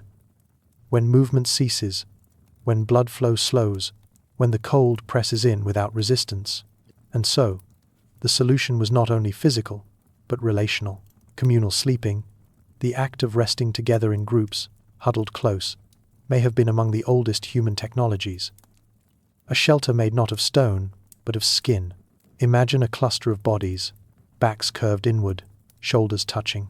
A fire nearby, yes, but the greater warmth coming from within, from flesh pressed to flesh, from the exhale of lungs, warming a shared space just enough to hold back frost. There is no fossil for this, no artifact, but there are parallels, echoes across time. Among modern humans, particularly among indigenous Arctic and subarctic groups, communal sleeping has long been practiced for warmth. The Chukchi of Siberia, the Inuit of the Canadian North, the Sami of Scandinavia. In winter, families slept together in small insulated structures, sometimes in tiers, sometimes wrapped in furs, bodies layered not only for rest, but for survival. And when ethnographers asked why, the answer was always simple: warmth. Shared bodies lose less heat. Shared sleep carries fewer chills. The human body, it turns out, radiates about as much heat as a 100-watt bulb. Multiply that by 5, or 7, or 10, and you begin to understand how a shelter becomes a furnace, quietly, collectively. For Neanderthals, who likely lived in small groups, this practice may have been essential, not just warmth, but care, not just physiology, but sociality. There is emerging evidence, too, that Neanderthals cared for injured members of their groups, individuals with broken bones, advanced age, or severe wear on joints. And to care for someone who cannot walk means sleeping beside them, feeding them, tending to their warmth as well as your own. The cold may have made them closer. In sleeping close, Neanderthals enacted one of the oldest principles of survival, the collective as insulation. Modern studies of cold exposure survival show that humans placed in hypothermic conditions fare far better in pairs than alone. Heart rate slows more gently. Core temperature drops more gradually.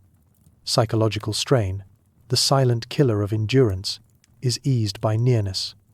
By presence, Neanderthals likely knew none of this in theory, but they knew it in skin. They knew the feel of a child pressed to their chest, the cold noses of others breathing close, the shuffle and sigh of sleep rolling through a cave as night deepened. And in this way, warmth became not only biological, but cultural, not only stored in fat and blood, but in gesture, in choosing, again and again, to sleep together, to share the cold, and by sharing it, to lessen it, to share the cold, and, by sharing it, to lessen it. This act, as old as fire, as intimate as breath, invites us to look outward, across time, at others who have lived within the margins of frost. Because Neanderthals were not the only ones. Across the last several thousand years, modern humans have carved lives into snowbound landscapes from the tundra of Alaska to the ice of Siberia. And though their languages, customs, and cosmologies differ, their strategies for enduring cold show convergences, lessons etched into skin, practice, and form. Among the Inuit, for example, clothing is not simply worn. It is engineered. Caribou hide, with its hollow hairs, traps warm air better than almost any modern synthetic. The garments are layered, inner and outer, and shaped to reduce airflow, all while allowing movement. Fur faces inward, toward the skin. Seams are stitched to avoid drafts. Hoods curve to create still air around the face. Among the Evenki and Nenets of Siberia, reindeer hide fulfills a similar role. But even more than materials, it is the integration of the body into a system of survival that stands out. In cold climates, warmth is not maintained in isolation. It is a circuit, a flow, between body, environment, and community. Sleeping platforms are raised, insulated with evergreen boughs or skins. Fires are built low, to warm the base of the shelter first. Children sleep nestled between adults. Elders are placed farthest from the draft. Everything, from how one walks in snow to how one exhales, becomes a matter of conservation. And when modern physiologists began studying these groups, they found something striking. Not only cultural adaptation, but possible biological echoes of cold adaptation in our own species. Some indigenous Arctic peoples exhibit higher basal metabolic rates in winter. Some have body shapes, shorter limbs, deeper chests, that mirror Bergman's rule. Some have genetic markers linked to fat metabolism, allowing for better insulation and endurance. In this, we catch a faint glimpse of something we had seen already in Neanderthals. That evolution and culture are not in opposition, they are a braid. The body becomes one strand, clothing another, community a third. Shelter and memory, gesture and fire. These threads wind together, forming a rope strong enough to pull a species through winter. And still, despite these parallels, the Neanderthal path remains unique, because they are not simply an earlier version of us. They are a cousin species, an alternative story of what it means to be human. Their bodies were shaped by cold, yes, but also by something more ancient, the logic of place. Not the logic of domination, but of presence. Their chests grew broad because the air was thin and cold. Their limbs grew short because the wind took too much. Their bodies, their tools, their circles of warmth, all were answers to a question we still ask today. How do we keep the cold outside? And where, in all this frost, do we place the center of our warmth? And where, in all this frost, do we place the center of our warmth? The answer, it seems, was not a place at all. It was a rhythm, because the breath of the body, that soft tide of inhale and exhale, is not only a biological function. It is heat. It is motion. It is continuity in stillness. And in the dark of Neanderthal shelters, where fire flickered low and the world outside was frozen silence, Breath may have been the only constant sound. The chest, broad and barrel-shaped, rose and fell in steady cadence, not hurried, not shallow, but slow, deep, oxygen-rich. Designed, perhaps, to process dense air in high altitude or frigid climates. This same morphology is seen in modern humans, born and raised in cold, mountainous regions, a body that builds out, not up, a core made for storing heat, for retaining energy. What this reminds us is that survival was not only physical, it was metabolic. Everything in a Neanderthal's world, every step, every breath, every bite of food, was part of a thermodynamic equation. The fire was just one flame, the body was another, and the efficiency of that internal flame mattered. Fat reserves, generated through high-protein, high-fat diets, helped provide insulation. Muscle mass helped generate heat through motion. Even the pace of activity, bursts of power, then rest, matched the logic of conservation. They did not waste energy. They did not run unless they had to. And when they slept in ways that minimized loss. Curled positions, close contact, skins wrapped tightly around shoulders and legs.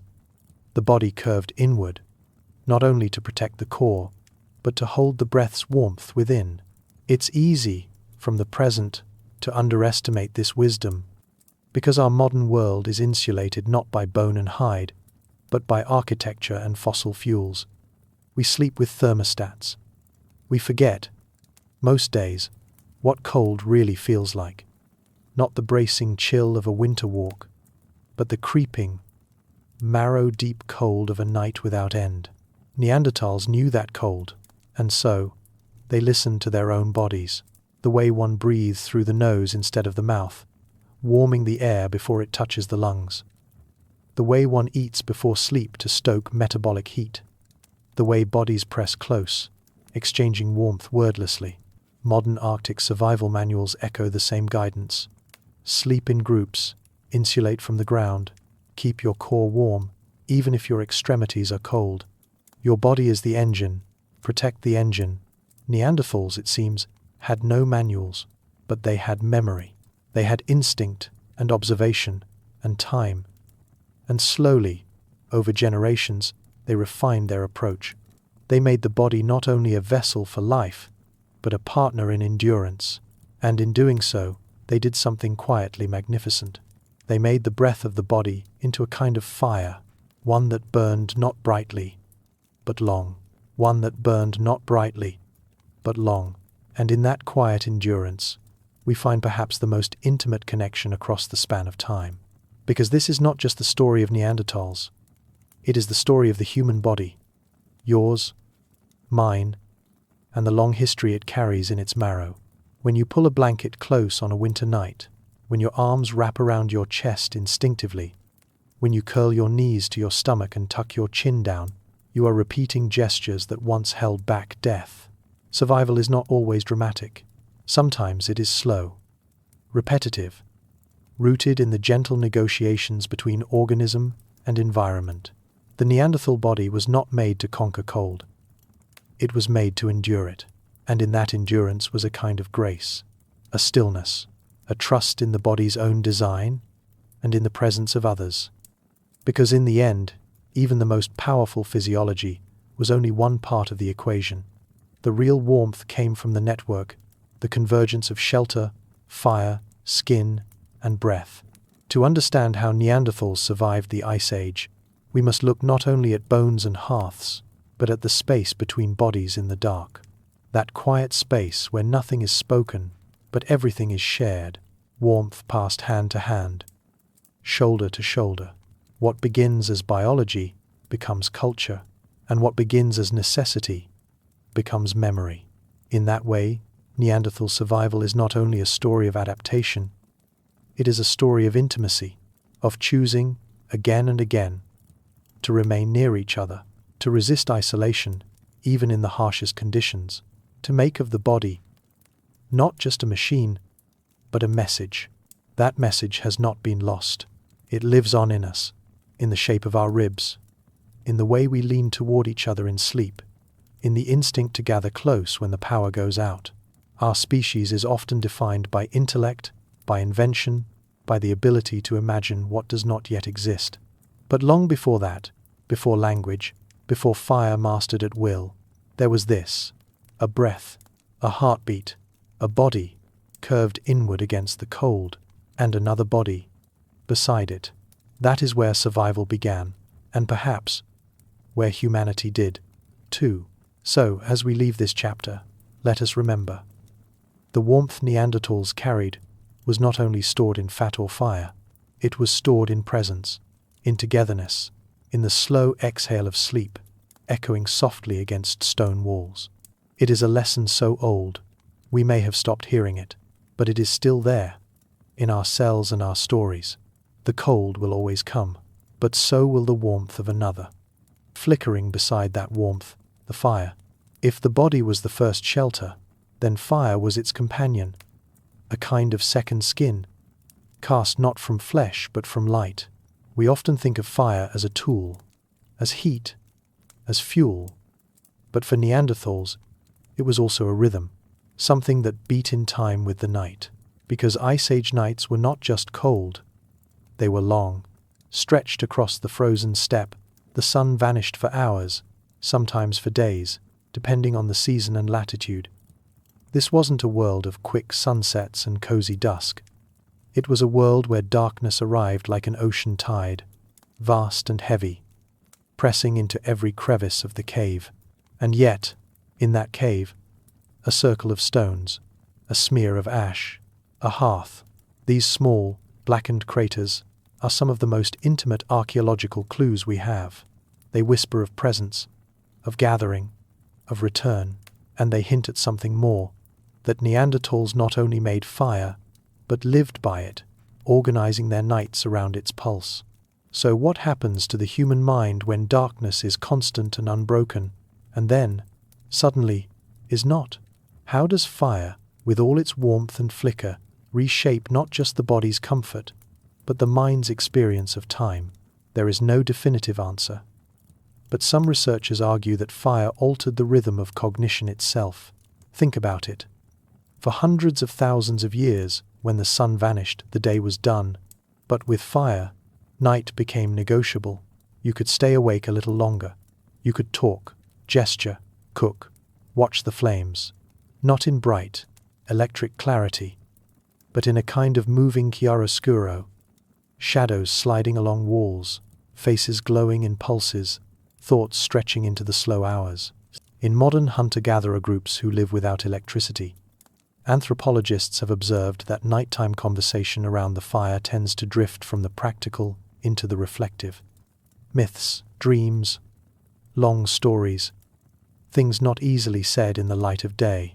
Could it have been the same for Neanderthals? We cannot know. Their language, if it existed, has vanished, but the hearths remain, and their placement tells us something subtle. They are not random. They are often clustered near cave walls, sometimes in groups, sometimes in sequence. This suggests intention, repetition, a pattern of living. It suggests, in other words, that fire was not just lit for heat, it was lit for place, for time, and perhaps for meaning. The archaeological record gives us stone and ash, but what those materials imply is something softer, an atmosphere, a rhythm, a world where, even when the wind howled outside and the cold pressed in from every stone surface, there was a center of light, not large, not blazing, but enough to hold the dark at bay, enough to give the night its shape, enough to begin a kind of memory, But memory does not come without cost. For all its gifts, fire is not a tame companion. It lives by combustion. It consumes air, produces smoke, alters its space, and in the confined stone womb of a cave, that relationship could become complicated. Picture it now, not from the outside, but from within. You sit at the back of a limestone chamber. It's quiet, still. The flicker of flame carves soft orange hollows into the wall. The body feels safe. The cold is held at bay. But soon, the smoke begins to rise. and it has nowhere to go. Without chimneys, without ventilation, smoke collects. It eddies under the ceiling. It lowers, like mist. The air thickens, eyes sting, lungs itch, children cough. This is the paradox of firelight in ancient shelters. It gives life, and it takes breath. Archaeologists have found charcoal deposits and soot stains high on cave walls, sometimes meters above the ground. These black smudges tell us something very simple. Fire was used, often, and the smoke stayed. In modern reconstructions of Paleolithic hearths, using animal fat and wood, researchers observed rapid accumulation of smoke particles. Even with only a small flame, air quality deteriorated within minutes. In enclosed spaces, that could become deadly. The oxygen is gradually consumed. Carbon monoxide creeps in. Dizziness, disorientation, and if the fire is too strong, death. So why risk it? Because there may not have been a choice. The outside was worse, and the inside, though imperfect, could be managed. Some believe Neanderthals experimented with placement, building fires not at the back of caves, but near openings or under natural cracks. They may have adjusted fuel types. Green wood smokes more, but burns longer. Animal bones sizzle and stink, but provide light. Dung burns low and hot, releasing less smoke. These details, once considered trivial, are now studied with reverence, because they suggest something profound. Adaptation not only to materials, but to consequences. They learned, over time, to balance the fire, to manage its breath, even as they managed their own. And in this balancing act, we see again the intelligence that permeated their world. Not the kind that sculpts monuments or launches ships, but the quieter kind, the kind that watches, feels, adjusts. A slow genius, honed by necessity. It is easy to overlook this, easy to imagine that survival was brutish, without nuance. But smoke is not simple. It reveals how deeply the elements interlace: air, fire, stone, flesh. A misstep could cost lives, but a small shift could mean another night together. So as we picture them by the firelight, for low flames, the smell of scorched fat, the slow swirling of grey above their heads, let us not see ignorance. Let us see care. Let us see attention. They didn't just light fire. They learned to live inside its shadow. They learned to live inside its shadow, and as they did, they began to reshape the cave itself. This is the quiet genius of adaptation, not the creation of new tools, but the transformation of space. What begins as shelter becomes a home. What begins as fire becomes architecture. Archaeologists studying Neanderthal cave sites have noticed something subtle and astonishing. Hearths were not static. They moved, layer by layer. Excavation reveals hearths built atop older ones, but sometimes offset. A fire once kindled at the back of a cave might later appear near its entrance. In some sites, hearths cluster like constellations, scattered but connected, each one a marker of decision, of change, of trial and error. Why move a hearth? There is no single answer. But there are possibilities, each drawn from the logic of lived experience. Perhaps the first fire choked the cave with smoke. So, the next was placed closer to the mouth. But that let in wind. The flames sputtered. Ash blew across sleeping bodies. So another hearth was built near a wall, shielded from drafts. It worked better, but the warmth didn't reach far. And so the process continued. Fire is not static. Neither is the body. Neither is the cold. And so the cave, that still, ancient chamber, became a laboratory. The Neanderthals, its quiet scientists. This wasn't engineering in the modern sense. There were no schematics, no blueprints, but there was something older, memory held in gesture. Knowledge passed in silence, a kind of architecture that lives not in diagrams, but in the placement of stones. Some hearths are ringed with rocks, not to contain the fire, but to reflect its heat. Others show signs of scooped-out earth, as if ash had been carefully cleared. In one famous site, Archaeologists discovered a pattern of overlapping hearths, each slightly offset from the last, each spaced just far enough to suggest a seasonal return. They were not just lighting fires, they were shaping time.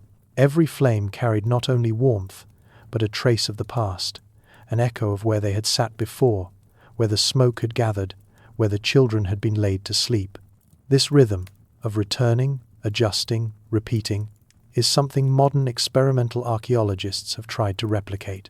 They build fires in ancient caves, measure heat gradients, track smoke dispersal, watch how warmth moves, how light falls, and they learn what Neanderthals likely learned, that a few inches matter, a turn of the stone, a choice of fuel, a shift in the wind. Small things, yes, but survival is made of small things, and in that flickering dance of firelight and trial, we glimpse something precious, a world not of chaos, but of care. Each hearth, a record of a question asked, each shift, an answer found. They weren't just surviving the night, they were making it better. Together, they shaped the dark, not with fear, but with fire. Together, they shaped the dark, not with fear, but with fire. And from that fire, a kind of world emerged. Because when we talk about warmth, we often mean temperature, degrees, embers, fuel. But warmth is also emotional. It is felt not just on the skin, but in the self. A hearth is a center of heat, of light, of belonging. Even in modern languages, the word hearth is linked with home, with safety, with memory. So imagine that glow in the cave, not only as utility, but as comfort. What happened in that circle of light after the hunting was done, after the snow had fallen, after the cold had clawed its way across the land? They, Saturday, the Neanderthals, the children, the elders, faces lit from below, shadows stretching long and strange across the walls. Firelight doesn't illuminate evenly. It moves, it pulses, it dramatizes, and in that uneven light, the mind begins to wander. This is where things soften, where evidence becomes intuition. We know Neanderthals used fire. We know they returned to it. But what did they feel as they stared into it? In some modern hunter-gatherer societies, the Hadza of Tanzania, the San of the Kalahari, fire is not just used to cook or keep warm. It is a social magnet. People lean in. They tell stories. They sing. They sit quietly, shoulder to shoulder, saying nothing at all, not because they must, but because something in the fire draws them.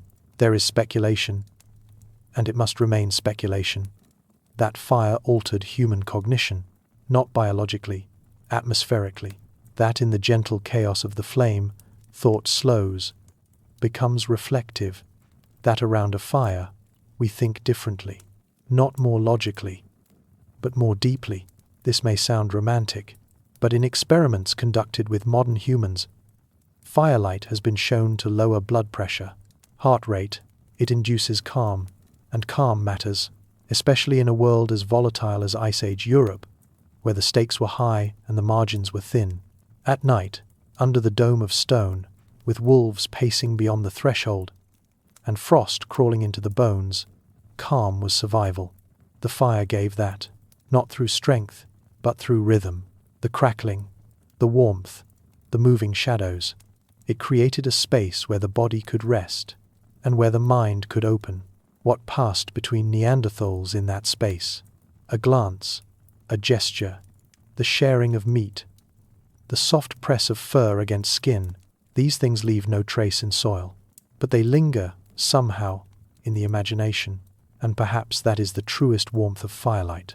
Not just what it reveals, but what it allows: rest, reflection, and the rhythm of a life that pulses even in the deepest dark.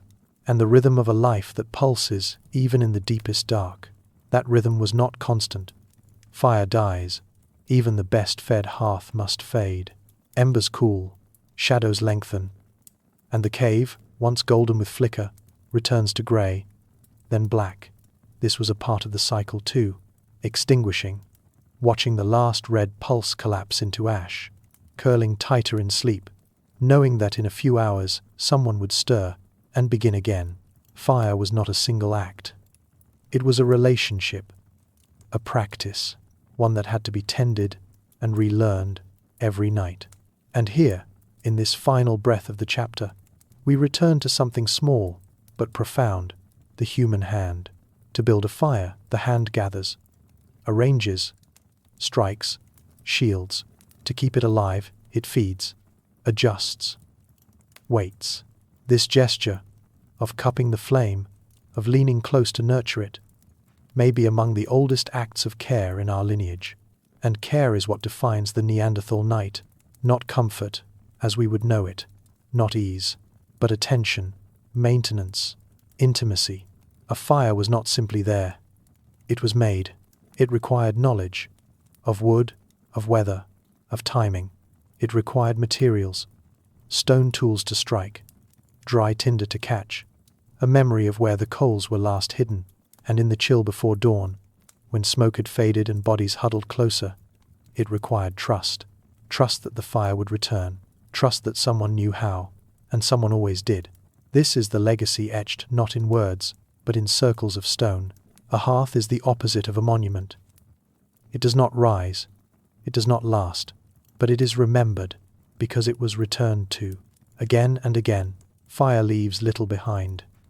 A scatter of charcoal, a discoloration in soil. But these fragments, when read closely, tell a story of families, of choices, of movement and stillness. They tell us that Neanderthals were not merely enduring the cold, they were choreographing their lives around a pulse of light, and in doing so, they built something we still carry. The knowledge that survival is not a condition, it is a rhythm, one built not from force, but from practice, from adaptation, from warmth, from the flicker of a flame caught just in time. As you imagine them now, seated in that uneven glow, faces half lit, fire sputtering with bone and wood, try to see not the past, but the pattern, a pattern of breath and brightness, of night and shelter, of silence and company, and ask yourself, is this not still what we do? Even now, we come home, we light a fire, or its modern kin, we sit, we breathe, and we wait for sleep or dawn, held, for just a moment longer, by the rhythm of firelight. But even fire, for all its ancient brilliance, may not have been the Neanderthals' only tool against the cold. What if warmth, in their world, came not just from flame, but from ingenuity we have scarcely imagined? Across the dim floor of a cave, ash patterns and soot stains tell part of the story. But there are quieter traces, harder to read, yet no less profound. A stone, cracked by heat. A depression in the ground, lined with river clay. A sequence of burns that seems too orderly to be accidental. They hint at a larger question. What if Neanderthals engineered solutions we have barely recognized? Let's begin with something simple. A stone, heavy, inert, abundant. Found everywhere from the limestone overhangs of France to the riverbanks of Central Asia. When exposed to flame, stone absorbs heat slowly and releases it even more slowly, over many hours. In modern experimental studies, heated rocks placed near sleeping areas have been shown to sustain ambient warmth through the darkest part of night. Could Neanderthals have discovered this through trial and error? The archaeological record offers scattered, tantalizing hints. At the site of Comgrenal in southwestern France, excavations revealed what appear to be fire-reddened rocks arranged in semicircles, oddly far from central hearths. At Lazaret Cave, similar stones lie beside flat sleeping platforms made from compacted earth and organic debris.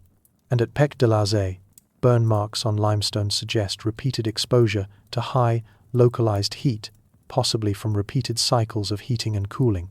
The evidence is thin. It always island. These stones cannot tell us what they were meant to do. They do not whisper their purpose. But taken together, with patterns, with placement, with consistency, they suggest experimentation. Why arrange heated stones at the periphery of a dwelling space? Why not simply huddle near the fire? Because flame flickers, smoke suffocates, coals die. and the need for warmth persists long after the fire is out. A heated stone, tucked beside the body, might preserve that warmth just long enough to fall asleep, long enough for children to dream without shivering, long enough for a single hour of peace in a cold, wind-haunted world. This is not invention in the modern sense, no blueprint, no grand theory. But it is engineering, in its purest form, a sensitivity to materials, a feel for how heat moves, a willingness to try. And here again, we must remind ourselves, the absence of grand tools does not mean the absence of cleverness. Just as a fire circle is not merely ash and charcoal, so too a warmed stone may be more than geology. It may be the residue of a quiet brilliance, one born not of comfort, but of endurance, not of technology, but of patience, and perhaps of care, because warmth, in the Ice Age world, was not just about heat. It was about protection, about boundary, about creating a microclimate, not with walls and wires, but with the materials at hand and the wisdom of experience. So let us go deeper, not only into memory, but into earth. There is a theory, still debated, still shadowed by uncertainty, that some Neanderthals may have used the ground itself as insulation, not merely as a place to stand or sleep, but as part of a system, a buffer, a shelter designed from below. We see this idea begin to form in places like Moldova I, a Ukrainian site where mammoth bones and tusks were arranged in a kind of oval structure. Some interpret this as an outdoor windbreak, others see it as the remains of a hut. But either way, the placement suggests intention, and alongside it, a curious pattern. Sediment analysis shows compacted earth in hollows, possibly smoothed by hands or covered in hides. In caves, similar traces appear. Shallow depressions, carefully cleared. Raised edges of soil, subtly banked. They're not dramatic, not easily photographed. But to those who read the ground like a language, they whisper of something deeper. The earth was shaped, and shaping the earth is a kind of thinking. To dig even a small hollow and line it with animal skins, or dried moss, or woven grass, creates a layer of insulation. The body sinks into warmth. Cold air flows above. Heat is trapped below. Modern Arctic dwellers, from the Inuit of the North American tundra to Evenki herders of Siberia, too, have long used similar principles.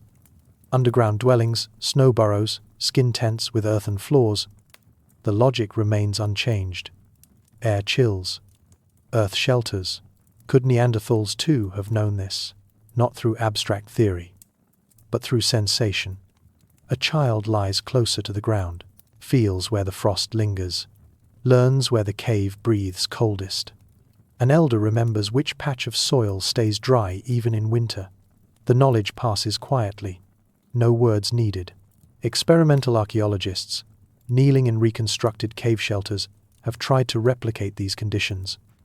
They find that shallow pits lined with organic material retain heat more effectively than flat surfaces, that a circle of furs placed in such a depression can increase warmth retention by several degrees, enough to matter when the night drops far below freezing. These are not grand structures, they are micro-adjustments, environmental sculpting, but they matter. In the absence of architecture, there is still design. In the absence of theory, still intuition. And in the darkened hollows of the Ice Age world, a shallow scoop of earth may have meant the difference between suffering and sleep. It is innovation without spectacle, no triumph, no monument, just a silence beneath the storm, made warmer by hands that understood the land, made warmer by hands that understood the land. And yet, the further we peer into these shadows of innovation, the more we must confront the boundaries of what can be known. For every hearth we find, there are dozens we never will. For every clue in stone or soil, there are countless moments erased by time, eaten by erosion, scattered by animals, buried beneath layers of sediment and silence. This is the paradox of prehistory. The closer we get to its heart, the more elusive it becomes. We see patterns. We propose theories. We recreate ancient nights with infrared cameras and animal hides and thermal dummies. But always, there is the whisper of uncertainty. Always, the weight of what we do not know. Take the idea of heated stones, or thermal pits, or underground bedding. These are plausible, supported by traces, inspired by parallels in modern human behavior, but they are not conclusive. There are no blueprints carved in bone, no diagrams painted on cave walls, no unequivocal artifacts that say, "This was designed for warmth, in this specific way, for this specific reason." Instead, we must read between the layers, between the soot and the silence. Even the absence of evidence can be misleading. Fires may not leave deep hearths if they are small, scattered, or used only briefly. Organic materials, fur, grass, hide, vanish quickly unless preserved by extreme cold or rare chemical conditions. Windbreaks made of branches rot. Bedding made of moss is devoured by bacteria. The past is not resisting us. It is simply fragile. And this fragility is a kind of message. It reminds us that knowledge is never whole, that to study Neanderthals is not to solve a puzzle, but to listen to an echo, one that grows fainter as we chase it. But even echoes can teach. They teach us restraint. They remind us not to overreach, and so we must be careful. When we speak of Neanderthal ingenuity, of possible innovations in heat and shelter, we do not declare. We wonder, and this wondering is not weakness. It is the discipline of deep time, the patience of science, because to know something in prehistory is rarely to confirm. It is to narrow the field of maybes, to weigh possibilities against patterns, to ask what else could explain what we see, and what could not. And in doing so, we begin to see something else emerge. Not just the tools, but the minds behind them. Minds willing to try, to change, to return again to the same cold ground and make it livable, not with certainty, but with effort. That, too, is innovation, not as invention, but as persistence, as quiet brilliance in the face of immense cold. And it may be enough, not to prove, but to feel, that here, beneath the ash and silence, someone was thinking. That here, beneath the ash and silence, someone was thinking. Not in a way we might recognize. Not with diagrams or devices or names etched into tools, but with repetition, with adaptation, with a tactile intelligence drawn from the body's memory, not from abstraction. This is the innovation that leaves almost nothing behind. It is the intelligence of rhythm, of ritual, of refining what works until it works a little better, and then teaching it forward. And so the heated stone is returned to the fire, night after night. The hollow in the ground is smoothed again. The animal hide, stiff with frost, is softened between hands and laid in the same position as before. These are not inventions in the modern sense. They are habits that carry warmth. They are engineering without ego. In the modern world, innovation often announces itself. It arrives with patents, with prototypes, with publication. It is declared, protected, scaled. But here, in the caves of 60,000 years ago, innovation was quieter. It may have looked like a single movement, laying a stone, folding a hide, adjusting a hearth, but that movement held within it generations of memory. And this is perhaps the most humbling truth, that the more we search for Neanderthal intelligence in complexity, the more we find it in simplicity, not in tools beyond their time, not in technologies that shock or dazzle, but in the slow shaping of environment, the adjustment of conditions, the care taken to make one night slightly more survivable than the last. This is where innovation lives, not in the rare, but in the repeated, not in the spectacular, but in the sustained. And the more we attune ourselves to this rhythm, to the rhythm of quiet improvement, the more we begin to recognize it in places we hadn't seen before. A windbreak made from mammoth ribs, a circle of stones where no hearth remains, a bedding site renewed season after season, layered with centuries of pressed grass and charred debris. These are not remnants of accident. They are remnants of choice. And choice is the fingerprint of thought. It tells us that Neanderthals were not passive in their world. They were shaping it, in ways we still struggle to see clearly. They were not simply enduring the Ice Age. They were meeting it, with tools, with bodies, with behaviors that made survival possible. And when we miss that, we do them a disservice, because what remains in the ground may be fragmentary. But the pattern that connects those fragments, that is whole. It is a pattern of life built in dialogue with hardship. And it is there, if we know how to listen, in the curve of a stone, in the depth of a hollow, in the warmth that lingers, just a little longer, after the fire is gone. After the fire is gone, that is where the real story begins. Because it is one thing to endure the cold while the flames still dance. It is another to persist through the silence that follows, when the embers dim, when breath steams against stone, when the walls of the cave seem to stretch wider in the dark. And still, someone found a way, not just once, but again and again. It is this repetition, over thousands of years, that speaks most clearly, even when the artifacts are faint, even when the evidence stumbles in and out of certainty. What echoes through these sites is a will, not simply to survive, but to adapt, to make warmth from stone, to shape shelter from earth, to find, in the material world, quiet answers to brutal questions. There are no declarations in the archaeological record, no inscriptions carved into bone that proclaim, "We solved the cold." There are only fragments, scatterings, subtle transformations in how things were arranged, which objects were chosen, where the fire burned, and still we listen, because innovation, in this deep context, is not an act of singular brilliance. It is not a moment of revelation. It is a long unfolding, a slow evolution of behavior, tested and retested by necessity. A heated stone may not look like much, but to a child huddled against it, it was survival. A hollow in the ground may seem unremarkable, but to a family pressed together within it, it was memory. A shift in hearth placement, season by season, may seem trivial, but to those who breathed the smoke and mapped the warmth, it was knowledge, held not in words but in practice. And it is in this space, between the fragile and the functional clay, that we meet the Neanderthals not as mystery, but as kin. They were not other. They were human. In a world with fewer tools and colder nights, they watched. They learned. They passed on what worked. Their innovations were not loud, but they lasted.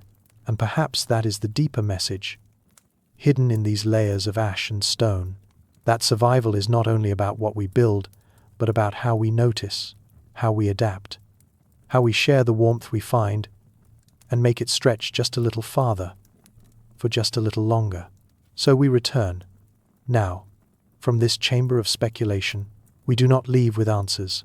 We leave with wonder, with reverence for what endures, not in monuments, but in the soft curve of a stone warmed by ancient fire, with a growing sense that innovation is not always loud, not always new, not always obvious. Sometimes it is simply what remains, when nothing else will. And in the stillness of that realization, we prepare ourselves for the journey ahead, because the cold was not yet over, and the ingenuity of warmth had only just begun. The evidence is thin, but something lingers. Carbon clinging to cave floors, layered like the rings of a tree, blackened traces that suggest not a single flame, but 1,000 rekindlings over lifetimes. And this is where we begin again. What if fire, so fleeting and fragile, left behind a memory? Not a roaring bonfire that carved itself into history, but the quiet repetition of hearths, faint as whispers in the soil. What, precisely, can we learn from these shadows? To begin answering that, we must lower our gaze, down to the microscopic, down to the chemistry of Earth itself. The floor of a cave, once hardened and uneventful, becomes something else entirely under the eye of a microscope. Grains of soil turn into time capsules. Ash particles are sifted and examined. Charred remnants of plants and bone begin to whisper, not in words, but in the language of transformation. In the cave of Pech de la Zay 4, hidden within the limestone folds of southwestern France, archaeologists found something unexpected. Beneath centuries of debris lay thin, repeated layers of ash, not strewn wildly, but concentrated, organized. Fire had returned here again and again, not a chaotic scattering, but a pattern, and that pattern suggests something extraordinary, that Neanderthals were not merely using fire, they were returning to it, rebuilding it, protecting it, and the soil remembers. Even where the flames themselves have vanished, the chemistry remains. Heat alters minerals, it changes magnetic properties. It leaves behind traces of carbon too small to see, but too stubborn to forget. These are the ghost signatures of fire, the hidden residues that survive where all else has faded. But this is not a simple record. Fire doesn't write in ink. It burns in pulses. It settles unevenly. It smudges its own traces. And so archaeologists must work like detectives in a crime scene long abandoned, reading signs as delicate as breath. In the lab, these residues speak. Spectrometers detect changes invisible to the eye. Magnetic sensors pick up signals from minerals heated to the right temperature. Black carbon, formed in low oxygen burns, becomes a silent witness to ancient nights. What emerges is not a moment, but a rhythm. These aren't signs of one lucky fire. They are signs of continuity, of memory, of a skill passed down not as language, but as repetition. Neanderthals, it seems, were not simply borrowing fire from the landscape. They were building a relationship with it.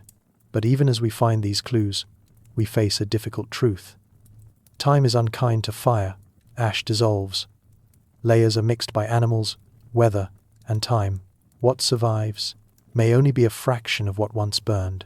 And so we ask ourselves, if these faint traces remain, how many more have vanished?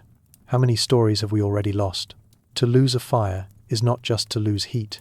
It is to lose rhythm, to lose the continuity that anchored cold nights to each other, one spark following the last. And when we look into ancient ash, that rhythm becomes the question. How often was it interrupted? How often did it falter? And how often was it rebuilt?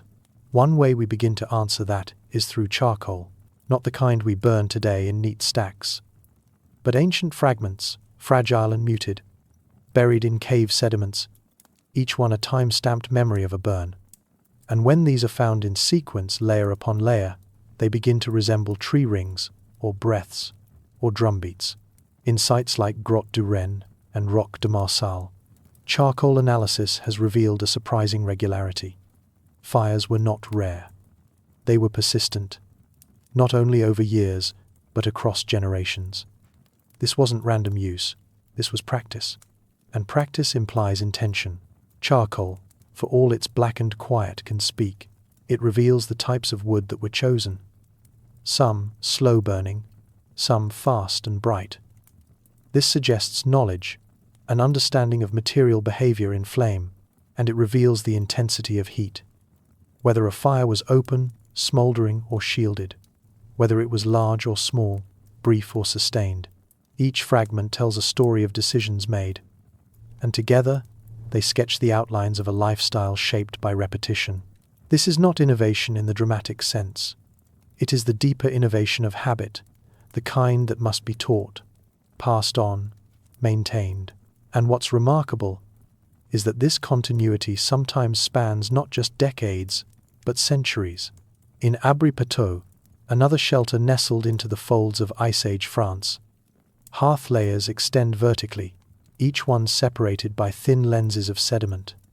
The oldest are more than 0 years old. Some may have been walked upon by Neanderthals, others by early Homo sapiens. But the striking thing is the persistence. Fires, built in the same spot, returning to the same space, as if the stone itself had memory. This is not accidental. Stone holds warmth longer. Walls block wind. These are lessons not written down, but lived. And as we descend through these charcoal layers, we begin to see not just fire, but culture. A culture of survival, a culture of knowing without naming, of returning without maps. But again, we must temper ourselves, because what we see is incomplete. The charcoal record, like all things organic, is perishable. It is often dispersed, scattered by floods, crushed under rockfalls, consumed by chemical change, and so every sample we hold is a survivor, a fragment that withstood the odds. How many more were lost, and what would they have shown us if they had lasted? These are the open questions that haunt the soot. They are the questions that make silence feel almost audible. They are why we keep digging, and why we keep listening. But not all silence is absence. Sometimes, silence is the echo of something that was never meant to be loud. Fire, for Neanderthals, may have been less about spectacle and more about continuity, less about conquering the dark and more about shaping it gently. In many sites, the hearths are modest, often no more than shallow depressions ringed by stones. There are no grand fireplaces, no towering pyres, just low, intimate burns, the kind that keep warmth close and smoke minimal. And here is where science becomes quiet too, because some of the most powerful clues come not from visible remains, but from elemental shifts, the change in phosphorus levels near hearths, the subtle presence of calcined bone, the mineral signatures left by repetitive heating. This is the realm of soil micromorphology, a field where researchers slice thin sections of ancient earth and study them like glass slides under a microscope. Each fleck of ash, each crystal of burned clay, tells a story of a moment. A fire lit, a log consumed, a meal cooked, a pause taken. In El Salt, a cave site in eastern Spain, researchers found tiny layers of compacted sediments, alternating with ash-rich lenses. The sequence was not haphazard. It reflected episodes, short, repeated occupations, marked by fire use. Neanderthals returned to this place over and over. Each time, the fire was made again. Each time, the rhythm continued. And yet, these clues are painfully fragile. Ash is one of the most ephemeral substances in the archaeological record. Rain can wash it away. Wind can scatter it. Even gentle pressure over time can erase its outlines completely. Many hearths, no doubt, are already gone, erased not by disaster, but by quiet erosion. And that fragility changes the way we think, because if we are still finding evidence, even through this veil of time, it suggests that fire was not a rare luxury. It was a necessity, a companion, a part of the daily grammar of Neanderthal life, which means the true scale of their fire use might remain forever underestimated. There is something profoundly humbling about this. We look into the soil and find only shadows, and yet those shadows are enough to reshape our understanding, enough to suggest that Neanderthals were not fumbling in the dark, but learning, preserving, and perhaps even teaching each other how to master this delicate balance, how to tend to fire without overwhelming space with smoke, how to place it near enough to sleep, but far enough to breathe, how to repeat the act until it became almost subconscious. It is not the flame that survives in the record. It is the pattern, the act of return, the careful choice of location, the ritual of heat. In the end, the soot tells us less about fire itself, and more about those who sat beside it. And those who sat beside the fire were not alone. Each hearth is more than evidence of combustion. It is evidence of gathering, of sheltering, of life drawn into a circle of warmth. The fire did not burn in isolation. It burned in company. There is a spatial intelligence in the way these hearths were placed. In many Neanderthal sites, they appear not at the entrances of caves, but deeper inside, just far enough to be shielded from wind, yet near enough to allow light to filter in, and always close to where people slept. This tells us something subtle but powerful. Fire was not just a tool.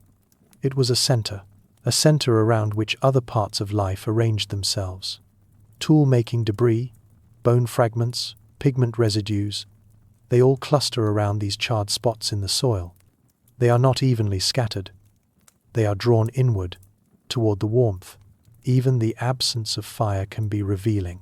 In some layers, the ash is gone, but the bones remain, burned in the same ways, cracked from heat exposure, still clustered in circles.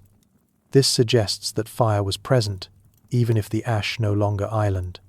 And so we begin to understand just how much has vanished and how much must be inferred from shadows. This is why soil chemistry matters so deeply. It acts as a correction, a second vision.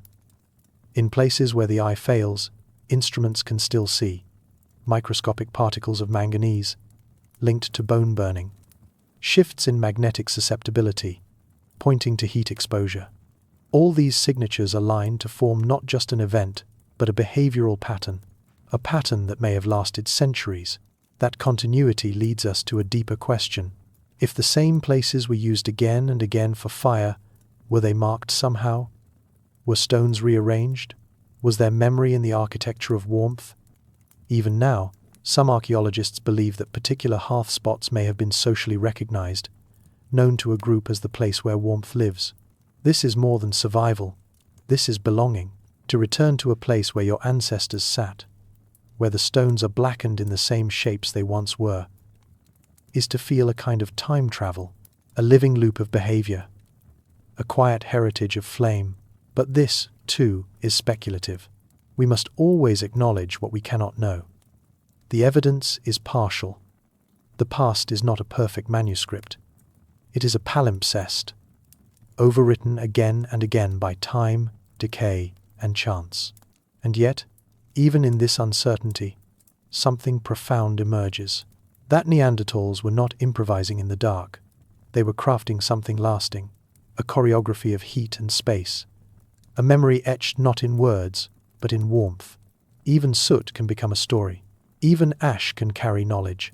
Even the things that disappear can still leave outlines, and faint, but enduring, for those patient enough to see. But outlines, like memories, are only partial truths. They invite us closer. They draw us in with hints, not declarations. And perhaps that's fitting, because Neanderthal fire, for all its warmth and centrality, was never about grandeur. It was about balance, between flame and smoke, between survival and silence, between knowing and remembering. In the site of Gruta de Oliveira, in what is now Portugal, researchers uncovered something faint but extraordinary. A succession of compacted hearths, thin as paper, stacked in layers, and between them, intervals of undisturbed sediment, as if each fire was followed by a pause, a leaving, and then a return. Each hearth was made in nearly the same location. It was not coincidence, it was choice. It was knowing the place where the smoke would rise without choking, where warmth would collect along the rock, where the floor, slightly elevated, kept water from seeping in. These were not random fires. They were designed, but designed without blueprints, without diagrams, without written instructions, just memory, just transmission. And this is perhaps the quietest miracle of all, that fire use, in the Neanderthal world, was a tradition carried not by language, but by presence, by doing. A child watching an elder feed the flame, a group returning to the same niche in the cave where fire had always lived. These are not inventions, they are inheritances. The archaeology of fire does not speak in certainty. It speaks in probabilities, in partial residues, in fleeting molecular traces. And yet, from this humility, a portrait begins to emerge, one not of primitive stumblers, but of deliberate survivors, and more than that, of pattern makers. Because to use fire, repeatedly and effectively, in a frozen world, without overwhelming your lungs with smoke, without burning your shelter, without losing the embers through every long night, is not simple. It is a skill that requires attention, a skill passed on, not just through action, but through context, through the space itself, through soil that remembers. And so, each cave becomes a kind of notebook, written in soot, in sediment, in traces that resist erasure. We will never read these pages fluently. The language is too fragmented, the alphabet half lost. But what we have is still enough to feel awe, enough to feel nearness.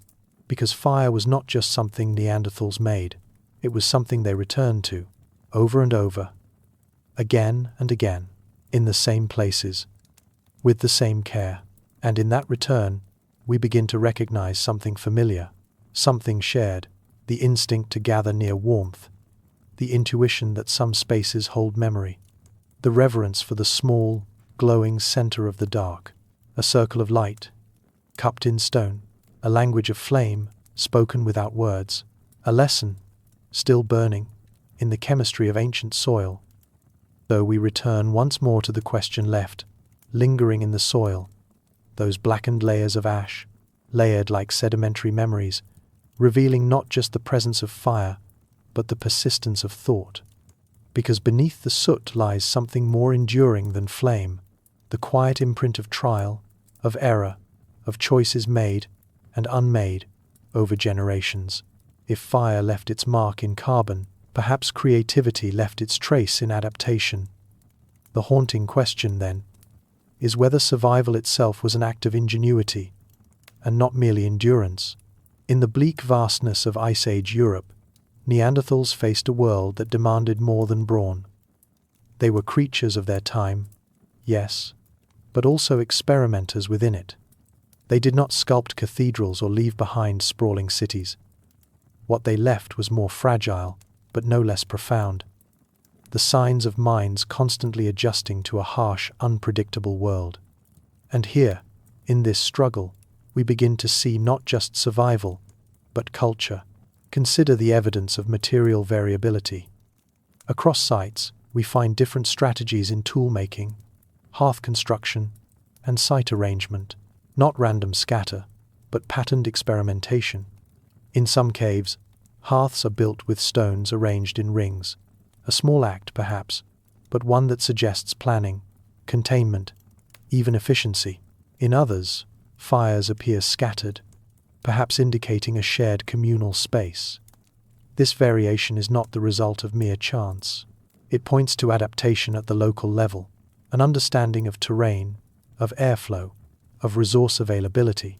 And then there are the lithics, tools with subtle modifications, retouched edges, new angles, innovations that may seem minor to us, but when viewed through the lens of survival, become acts of problem-solving. The Mousterian toolkit, long associated with Neanderthals, was not static. It evolved. Some groups gravitated towards scrapers, with steeper angles, better suited for processing tough hides.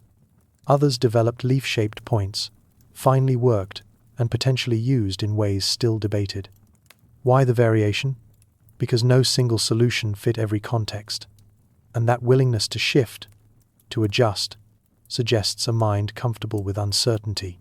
We often imagine ingenuity in grand strokes, the first wheel, the soaring arch, the leap of logic.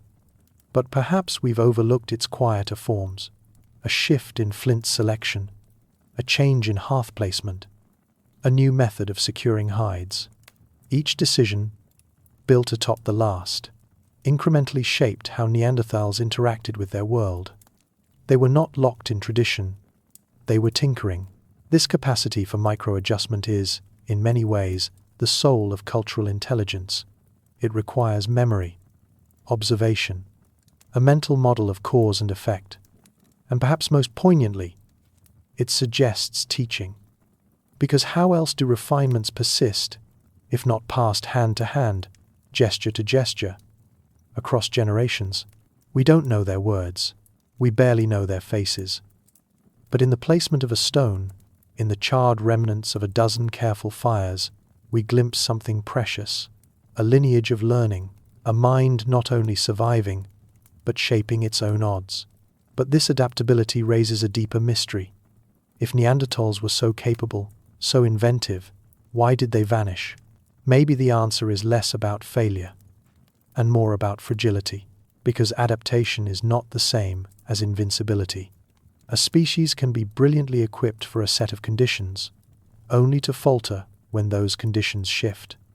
The Neanderthals lived in a world of ice and shadow, but they also lived through flux, climate pulses, oscillating between freezing and temperate in spans as brief as centuries, would have tested even the most finely tuned survival strategies. What works in a cold, dry tundra may unravel in a warm, forested valley, and yet, even within this instability, there are signs that they adjusted. Sites in southern Europe show different behaviors than those in the north. In more temperate zones, There's evidence of broader diets: small game, shellfish, plant processing. In harsher climates, the archaeological record narrows, focusing more on big game and shelter modifications. These are not static patterns. They are responsive, they are thoughtful, and they speak to a kind of ecological literacy, an ability to read the land and revise one's strategy accordingly. But this learning was not perfect, and perhaps that is the most human trait of all. At some point, knowledge reaches its edge. A tool fractures too easily. A winter comes too soon. A teaching is not passed down clearly enough. And in those gaps, the cold returns. Still, what we find in these moments is not a story of decline, but of resilience. Trial and error is not weakness. It is the very mechanism of progress. And when we look again at Neanderthal behaviors through this lens, we see something remarkable. Not just survival, but intention, decision making, a kind of scientific reasoning grounded in lived experience. In one cave, a hearth is moved slightly away from the wall. Why? Perhaps smoke accumulated too heavily there. In another, tool remnants suggest a shift in raw material, flint replaced by quartzite. Why? Perhaps the flint source had been exhausted, or perhaps the new material responded better in winter's chill. These are small experiments, but they reveal minds engaged in problem solving, and they mirror the same logic we use today. Observe, test, adapt. This brings us to a profound reframing. We have long positioned Neanderthals as primitive because their innovations seem modest to us. But in truth, they practiced an iterative kind of engineering, forged in hardship. They may not have had blueprints, but they had memory. They had failure. They had refinement. Cultural ingenuity, then, is not about grandeur. It is about persistence. And it is here, in the accumulated weight of countless small decisions, that we find the quiet brilliance of a people too often misread. They may not have spoken our language, but their hands knew the dialect of difficulty. And in that fluency, they shaped lives that, though now gone, still echo with intelligence. If their minds were shaped by hardship, then perhaps their communities were sculpted by it too. Within the warmth of firelight, close to the damp stone walls, Neanderthals likely sat together, shoulder to shoulder, knee to knee. Not just to escape the cold, but to share the lessons that survival demanded. A gesture toward a better scraping technique. A correction in how a stone is struck. A pause, as a child watches, and then tries.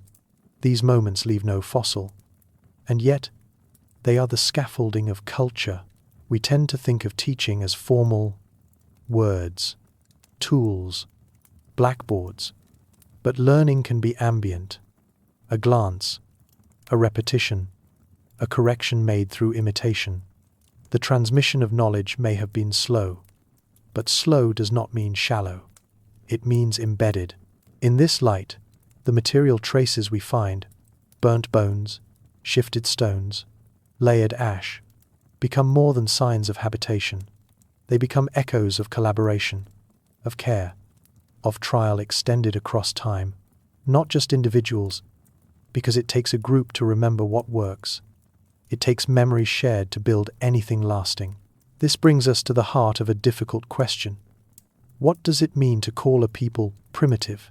Is it a lack of writing, of metal, or is it a failure of our own imagination, our own ability to see value in other paths? Because what the Neanderthals reveal, over and over, is that innovation does not need to be spectacular. It can be subtle, and sometimes the deepest forms of intelligence emerge when survival is precarious and mistakes are costly. We know they buried their dead. We know they cared for their injured. We know they altered their tools, their shelters, and their social spaces in ways that suited the world around them. These are not isolated acts. They are the byproducts of minds in conversation with their environment and with each other. And this recontextualization is powerful. It nudges us away from the tidy categories of advanced and archaic. Instead, it invites us to sit for a moment in the murkier truth that cultural ingenuity is not linear. It is contextual. and when the context is cold, hard, and shifting, even small innovations become monumental. They endured not because they mastered nature, but because they listened to it. They observed the rhythms of ice and thaw, the migration of prey, the wind's direction as it moved through the mouth of a cave. This kind of awareness cannot be faked.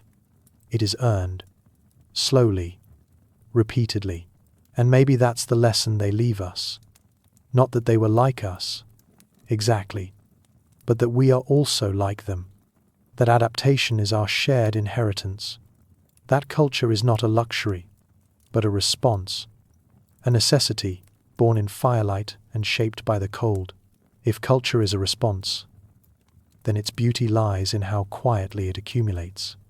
Every survival decision made by Neanderthals, every slight shift in tool form, every reconsideration of a hearth's position, every new material chosen or abandoned, built upon what came before. But these weren't isolated sparks of insight. They were threads in a much larger fabric of understanding, woven not through invention alone, but through iteration. This is what makes the archaeological record so haunting. It is not loud. It does not shout its meanings. It whispers. A piece of burned birch bark here, a fractured tool reused there, a pattern of ash that seems too regular to be random. These are not mistakes or accidents. They are what remains of reasoning made visible, and they ask something of us. They ask us to look more closely, to question our assumptions about intelligence, to wonder whether our modern metrics, writing systems, towering structures, digital records are the only valid markers of complexity, or whether, in the deliberate placement of stones and the careful tending of warmth, there lies another kind of sophistication. Take, for example, the persistence of certain hearth constructions across generations. Even when weather or season might have changed, the fire returns to the same spot. Why? Perhaps because of airflow, perhaps because of habit, perhaps because the heat was best retained there, or the smoke escaped more easily. The point is not to find a single answer, but to recognize that someone, long ago, considered these same questions. Tried, watched, tried again, and that iterative process is not just survival. It is science. It is the slow, patient shaping of knowledge, not etched in books, but in soot, in stone, in scars on the earth. We are so accustomed to dividing the world between the ancient and the modern, the human and the not quite. But in truth, these boundaries blur. Culture is not a sudden leap. It is an accumulation, a sediment of insight, pressed down by time and carried forward by memory. This is why the disappearance of the Neanderthals is not a story of inferiority. It is a story of fragility, of contingency, of how even complex, adaptable beings can vanish, not for lack of ingenuity, but because the world changed faster than even wisdom could follow. And yet, in their absence, they still speak, not with voices, but with arrangements, with residues, with patterns that suggest purpose. We are left then, not with a record of failure, but a record of ongoing effort, a series of trials that echo our own, because we too live in shifting climates. We too rely on cultural knowledge to survive, and we too shape and reshape our world, trying always to make it just a little more habitable. So perhaps the truest continuity is not in our tools, or our shelters, or even our language, but in our urge to understand. To understand is to survive. But to understand together, that is what makes culture endure. In the absence of writing, in the absence of recorded voices, we are left to piece together a mosaic of gestures. The placement of fire, the modification of stone, the traces of wear on a hide scraper. These are not just artifacts, they are conversations across time. A flint flake, precisely struck, becomes both a tool and a sentence, one individual's solution offered to another, across a span of hours, days, or generations. There is a humility required to listen to these conversations, a willingness to let go of our need for grandeur, because what they show us is not spectacle, but persistence, not glory, but grace. The grace of a people who faced a relentless world and found ways to soften it, who built no monuments, yet left behind structures of insight. And so we return to the ash and bone, to the wind-stirred cave and the dim, persistent fire. We return to the figures hunched in silence, working, teaching, experimenting, surviving, and we begin to see them not as shadows beneath us on an evolutionary ladder, but as siblings on a shared path. The threshold of understanding, then, is not crossed in a single stride. It is stepped toward, slowly, in layers, in soot, in repetition, in the long patience of learning. What Neanderthals offer us is not a lesson in obsolescence, but in resilience. They adapted, they collaborated, they endured for hundreds of thousands of years in conditions we would consider uninhabitable. And they did it not by brute force, but by paying attention, by watching the weather, by learning the shape of warmth, by refining the shape of stone, by listening to each other and to the land. If we seek the roots of our own intelligence, we may find them not in the grandeur of temples or texts, but in this quieter legacy, in the rhythm of fires rebuilt each night, in the care taken to shelter one another, in the questions asked by generations who never wrote them down. What we are left with is a kind of silhouette, delicate, partial, but unmistakably human. And perhaps that's enough. Perhaps we don't need every answer to recognize a kindred mind, one that did not just endure the cold, but learned how to bend it, not through dominance, but through design. To see Neanderthals clearly is to expand our definition of ingenuity. It is to step back from the image of the lone genius, and instead notice the quiet collectives, the circles around firelight, the hands retouching old tools, the wisdom passed without words. This is where the threshold truly lies, not in proving they were like us, but in realizing we are still like them. And as the wind whispers again through the ruins of their dwellings, we begin to listen differently, with reverence, with recognition, with wonder. To see ourselves clearly, sometimes we must look through the eyes of another, and perhaps that is what Neanderthals offer us, not a mirror of difference but one of resemblance, of needs that haven't changed, of trials that still echo, because even now, with electric grids and thermostats and sealed homes, the first question we ask when winter comes is the same one they once faced. How will we keep warm? The haunting question, then, is whether we have ever truly evolved past this vulnerability, or if survival still begins with shelter, fire, and the fragile warmth of the human body. It's easy to forget just how exposed we are. Beneath our layers, our skins are thin. Our internal temperatures narrow in range, a slight dip, and the mind slows. A few more degrees, and the body begins to fail. We are creatures of 98.6 degrees, and the world is rarely so accommodating.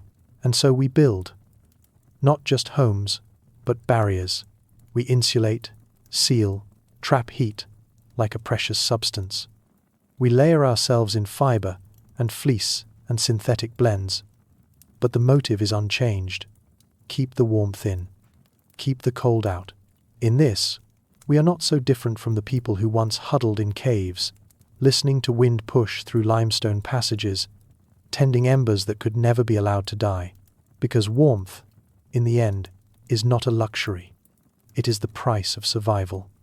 The archaeological record rarely preserves temperature, but it preserves what temperature demands: the structure of a hearth, the depth of a burn layer, the placement of stones to reflect heat or block wind. Every one of these choices was a reply to cold, and this is where the mirror appears. We think of Neanderthals as roughened, hardened, suited to a world we could not endure.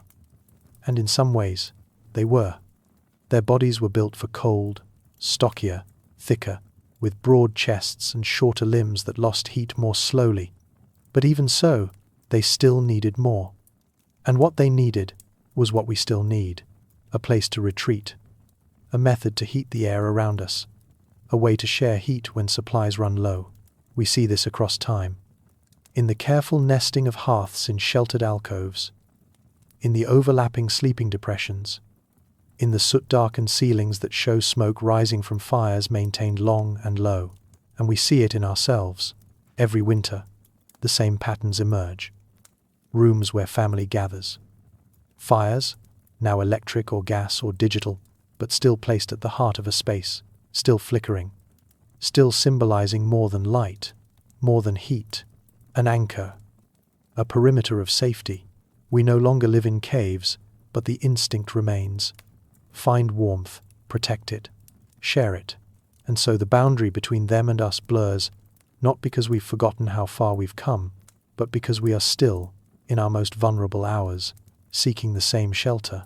The farther we advance, the more delicately we seem to balance our lives on forces we once managed with our hands. Heat, once the domain of open flame and careful watch, now flows from invisible wires, from silent ducts. But the principle hasn't changed, only the means. We still depend on warmth, as Neanderthals once did, and that dependency is neither weakness nor flaw. It is the simple truth of being human. In a cave in France, scientists found overlapping layers of hearths, built in the same spot, century after century. Some were rudimentary, a circle of scorched earth. Others showed more care, arrangements of stone, deposits of ash with differing carbon signatures, possibly even the remains of dung used as slow-burning fuel. But all of them speak to a single, continuous need. Not tools for cooking, not light for art. Just heat, just survival. And in that repetition, we find something humbling. Because it means that survival was not some noble triumph played once. It was daily. It was mundane. It was the simple act of lighting a fire again, even when the last one had gone out, of gathering twigs, of shielding sparks from wind, of learning how not to let smoke suffocate the lungs, of teaching children to sit close, but not too close.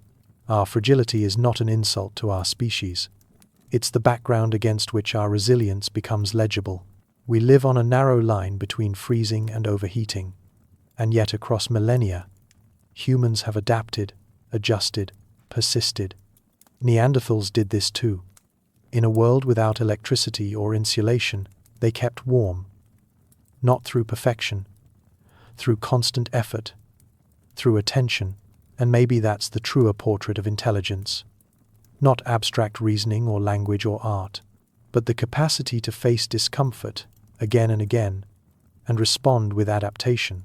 Even today, in the coldest parts of the world, humans live by similar principles. In Arctic communities, homes are built low and tight.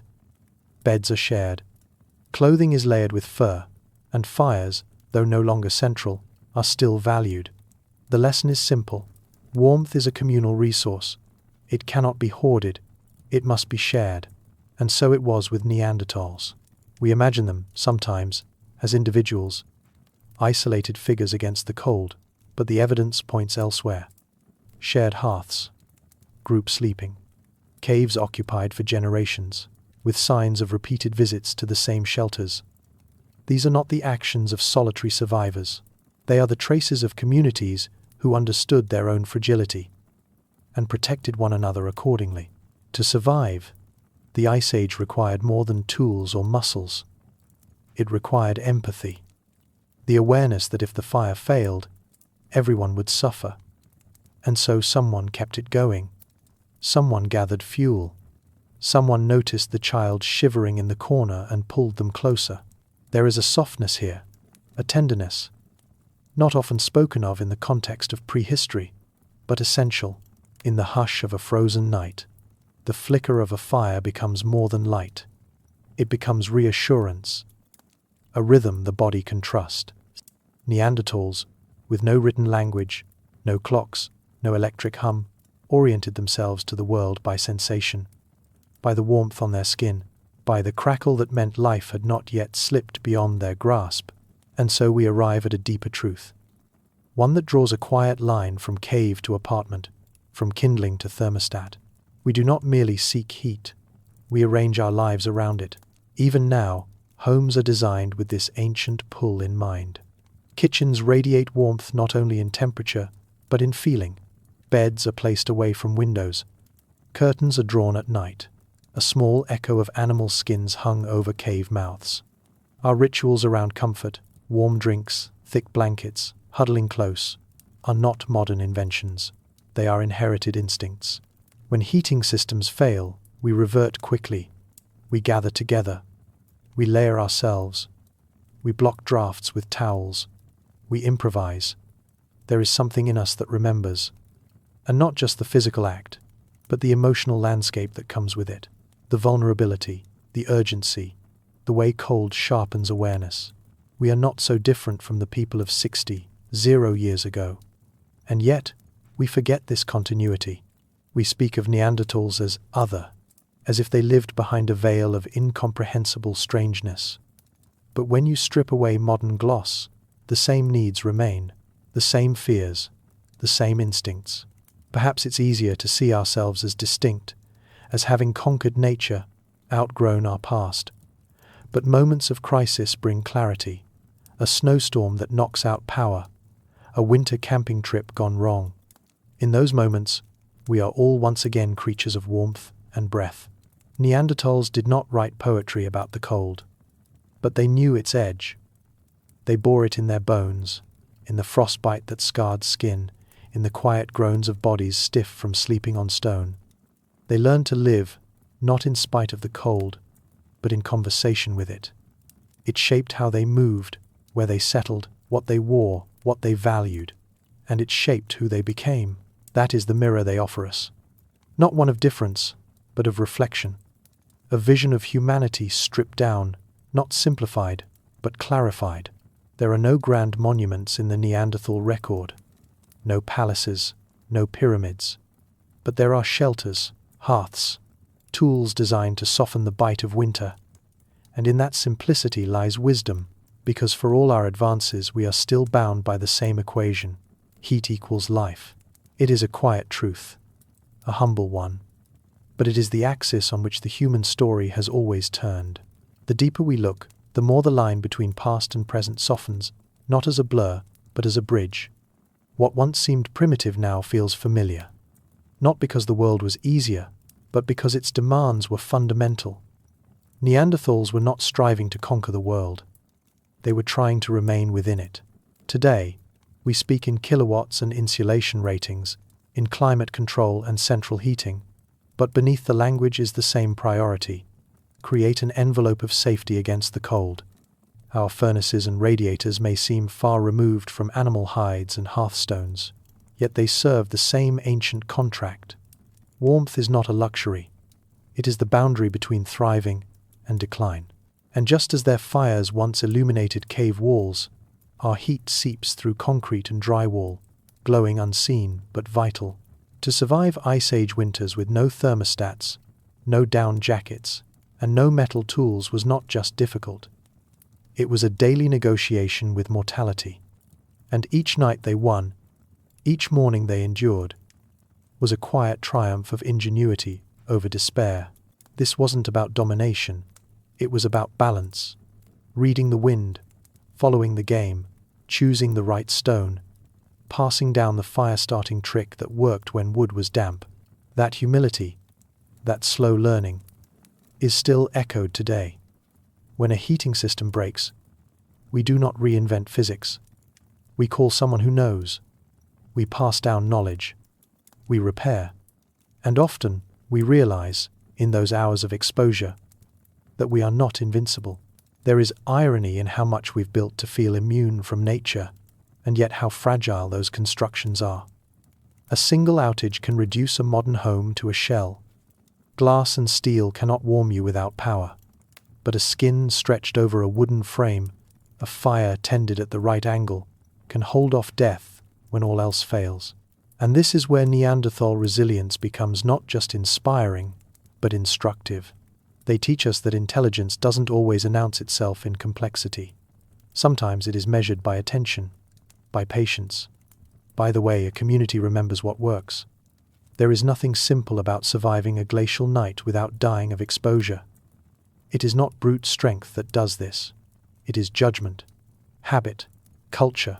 These are not fossils of failure. They are fingerprints of persistence.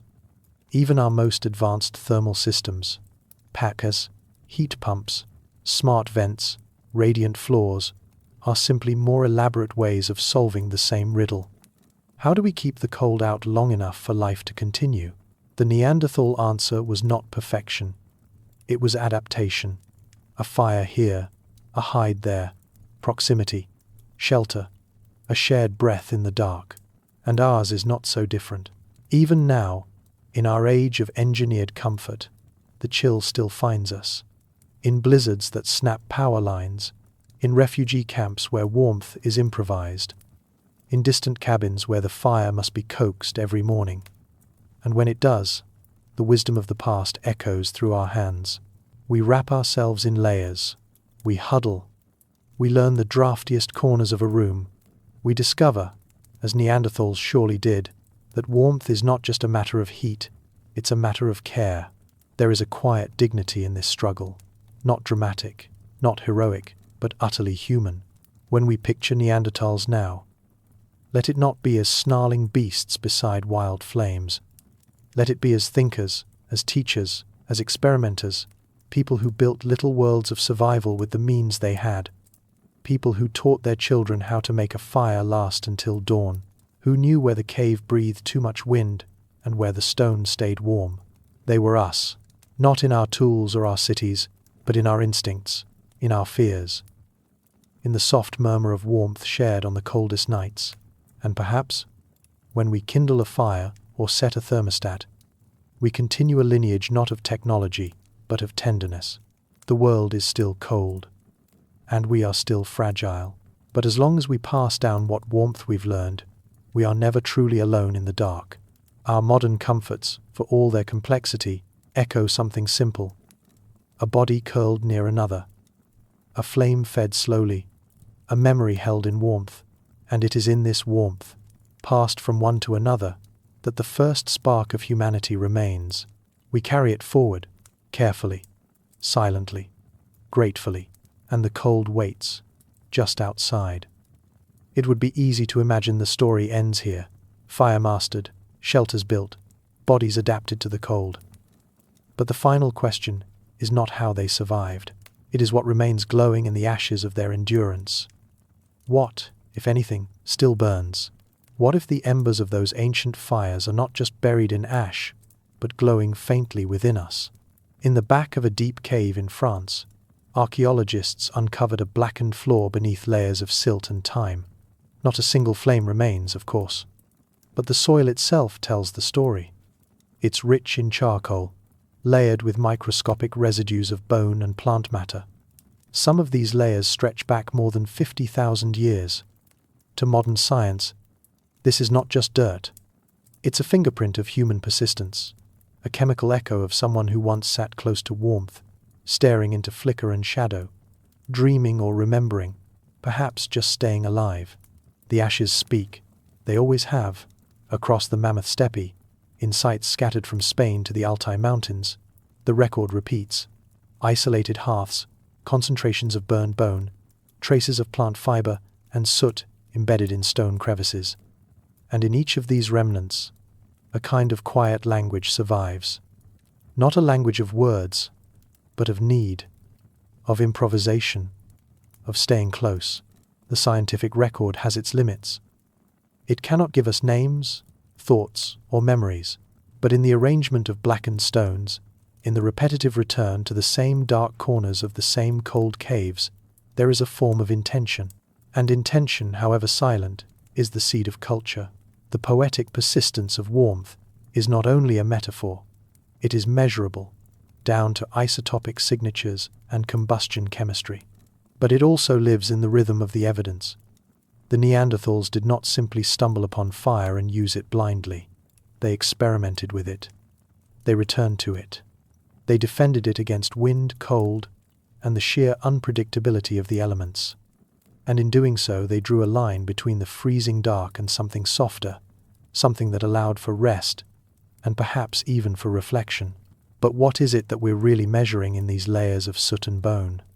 What persists is not only a technique, it is a relationship between body and warmth, between community and shelter, between a dangerous world and the fragile margin that allows life to continue. Fire was not a tool.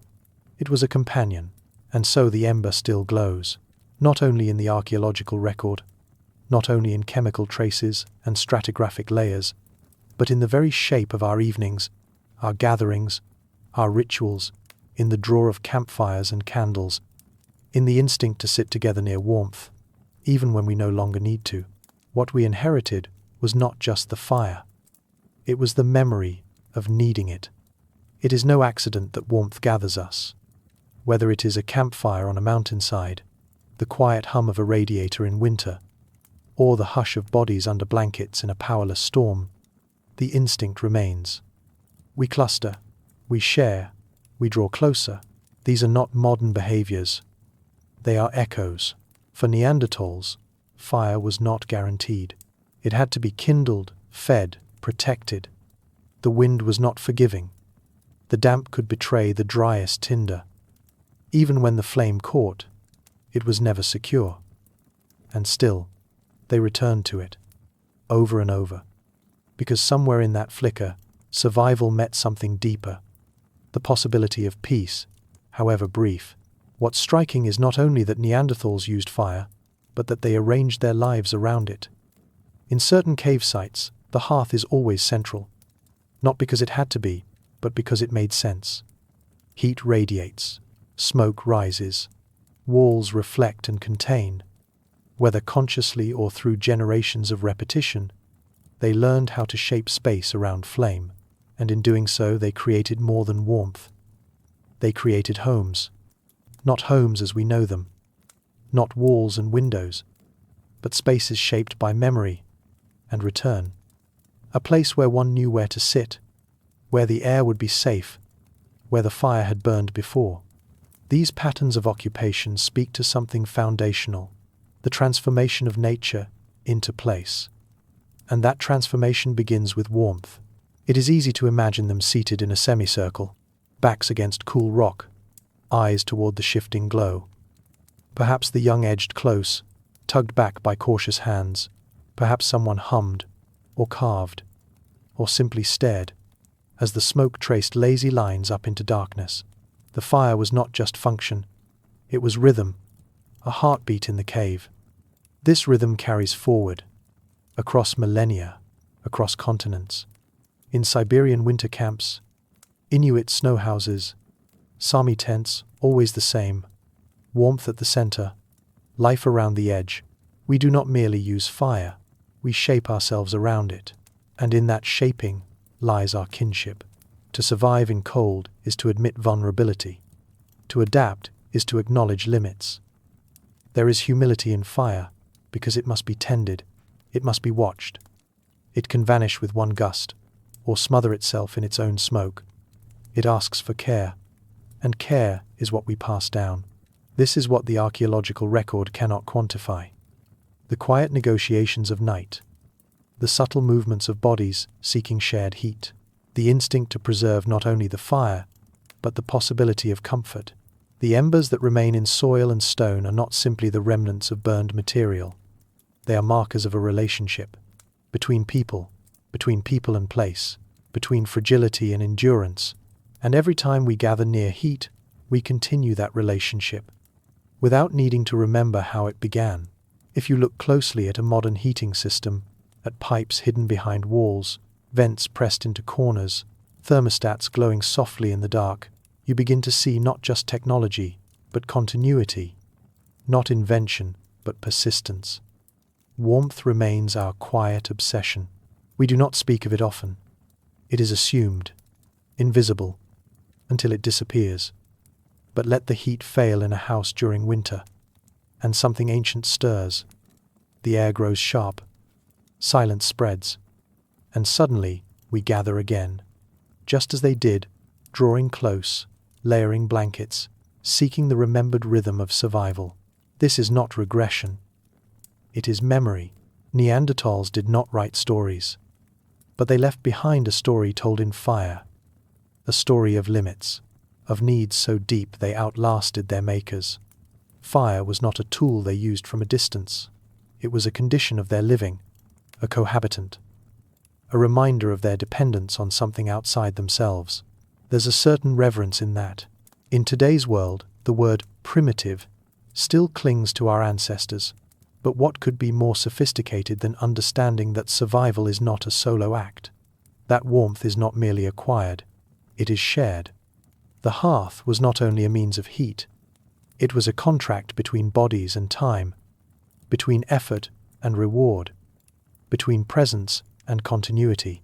We do not build fires just for heat, we build them to return. Archaeologists speak of hearths as features, carbon stains, sedimentary clues.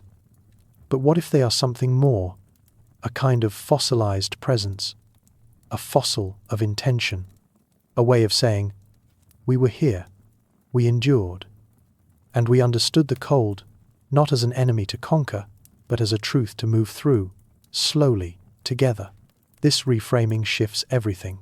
To survive was not to dominate, it was to adapt, to listen, to try, and fail, and try again, to shield flame from wind with cupped hands, to dry fuel near warmth before burning it, to sleep in bundles, to wait for the right moment to leave the cave, to shape one's life not against the cold, but in conversation with it. And that is why the ember still glows, because its glow is not only thermal, it is emotional, cultural. In every act of warmth we offer, a cup of tea, a thick coat, a shared blanket, we carry forward the same quiet logic, the same ancient kindness. That to keep someone else warm is to keep a part of yourself warm too. And it is in this warmth, this subtle reciprocity, that we are most human. The Neanderthals may be gone, but their fires are not extinguished. They linger in the way we inhabit winter, in the comfort of heated spaces, in the primal pleasure of light flickering on walls, in the knowledge that no one, then or now, survives alone. And maybe this, more than anything, is what endures. A single ember, when cradled right, can bring back a fire. That small core of heat, dulled and hidden under ash, can be coaxed into life again. Patiently, carefully. This is not just physics, it is metaphor. A lesson left, glowing at the edge of time, because the ember is not the fire itself. It is what survives the fire. In the Neanderthal world, there were no guarantees. The climate could shift with startling violence. Prey could vanish. Illness could sweep through a group in silence. And still, they adapted. Not through brilliance in every moment, but through resilience in enough of them. They made the next best decision. They kept moving. They came back to caves where warmth had once been. They remembered which wood burned well, which spots in the cave stayed dry, which days the wind changed direction. This was not instinct alone. It was learning, and learning is the shadow of culture. Today, we use the word culture to speak of art and language, rituals and complexity. But at its root, it is about care taken across time. Neanderthal survival, seen through the embers of their hearths, looks more and more like a culture of attention. The warmth they crafted was not incidental. It was the result of noticing. To heat a cave you must notice where the cold air pools, where the rock sweats moisture, where light disappears first. These are not passive observations, they are experiments of living. When experimental archaeologists today try to replicate Neanderthal heating methods, they quickly discover what that noticing required. Smoke curls unpredictably, warmth disperses unevenly, fuel burns too fast or not at all, and in that failure, insight returns. It was not ease that defined them, it was persistence, and that persistence, quiet, methodical, stubborn, is deeply familiar. It lives in the way we still fuss over thermostats, in the way we arrange furniture to catch the Sunday, in the way we shiver when a room cools too quickly. Beneath all our technologies, the animal remains, and the animal still longs for fire. Even today, when so many live with central heating and electric grids, the draw of open flame endures. Candles at dinner, campfires in forests, fireplaces still built in houses that don't need them. There is no necessity here, only memory. Not individual memory, but species memory. We remember the glow even if we never lit it ourselves. And what does that say about us? That we carry warmth not just in temperature, but in identity. That to be human is to seek out that which cannot be mass-produced, the shared breath of a warm space, the held silence as flames rise, the unspoken agreement that, even here, even now, we are still part of a long line of hands shielding fire from the dark. The ember teaches, not in words, but in the way it endures, and in its quiet light, we see ourselves. A single ember, when cradled right, can bring back a fire. That small core of heat, dulled and hidden under ash, can be coaxed into life again, patiently, carefully. This is not just physics. It is metaphor. A lesson left glowing at the edge of time, because the ember is not the fire itself. It is what survives the fire. In the Neanderthal world, there were no guarantees. The climate could shift with startling violence. Prey could vanish. Illness could sweep through a group in silence. And still, they adapted. Not through brilliance in every moment, but through resilience in enough of them. They made the next best decision. They kept moving. They came back to caves where warmth had once been. They remembered which wood burned well, which spots in the cave stayed dry, which days the wind changed direction. This was not instinct alone. It was learning, and learning is the shadow of culture. Today, we use the word culture to speak of art and language, rituals and complexity. But at its root, it is about care taken across time. Neanderthal survival, seen through the embers of their hearths, looks more and more like a culture of attention. The warmth they crafted was not incidental. It was the result of noticing. To heat a cave, you must notice where the cold air pools, where the rock sweats moisture, where light disappears first. These are not passive observations. They are experiments of living. When experimental archaeologists today try to replicate Neanderthal heating methods, they quickly discover what that noticing required. Smoke curls unpredictably. Warmth disperses unevenly. Fuel burns too fast or not at all. And in that failure, insight returns. It was not ease that defined them. It was persistence. And that persistence, quiet, methodical, stubborn, is deeply familiar. It lives in the way we still fuss over thermostats, in the way we arrange furniture to catch the Sunday, in the way we shiver when a room cools too quickly. Beneath all our technologies, the animal remains, and the animal still longs for fire. Even today, when so many live with central heating and electric grids, the draw of open flame endures. Candles at dinner, campfires in forests, fireplaces still built in houses that don't need them. There is no necessity here, only memory. Not individual memory, but species memory. We remember the glow, even if we never lit it ourselves. And what does that say about us? That we carry warmth not just in temperature, but in identity.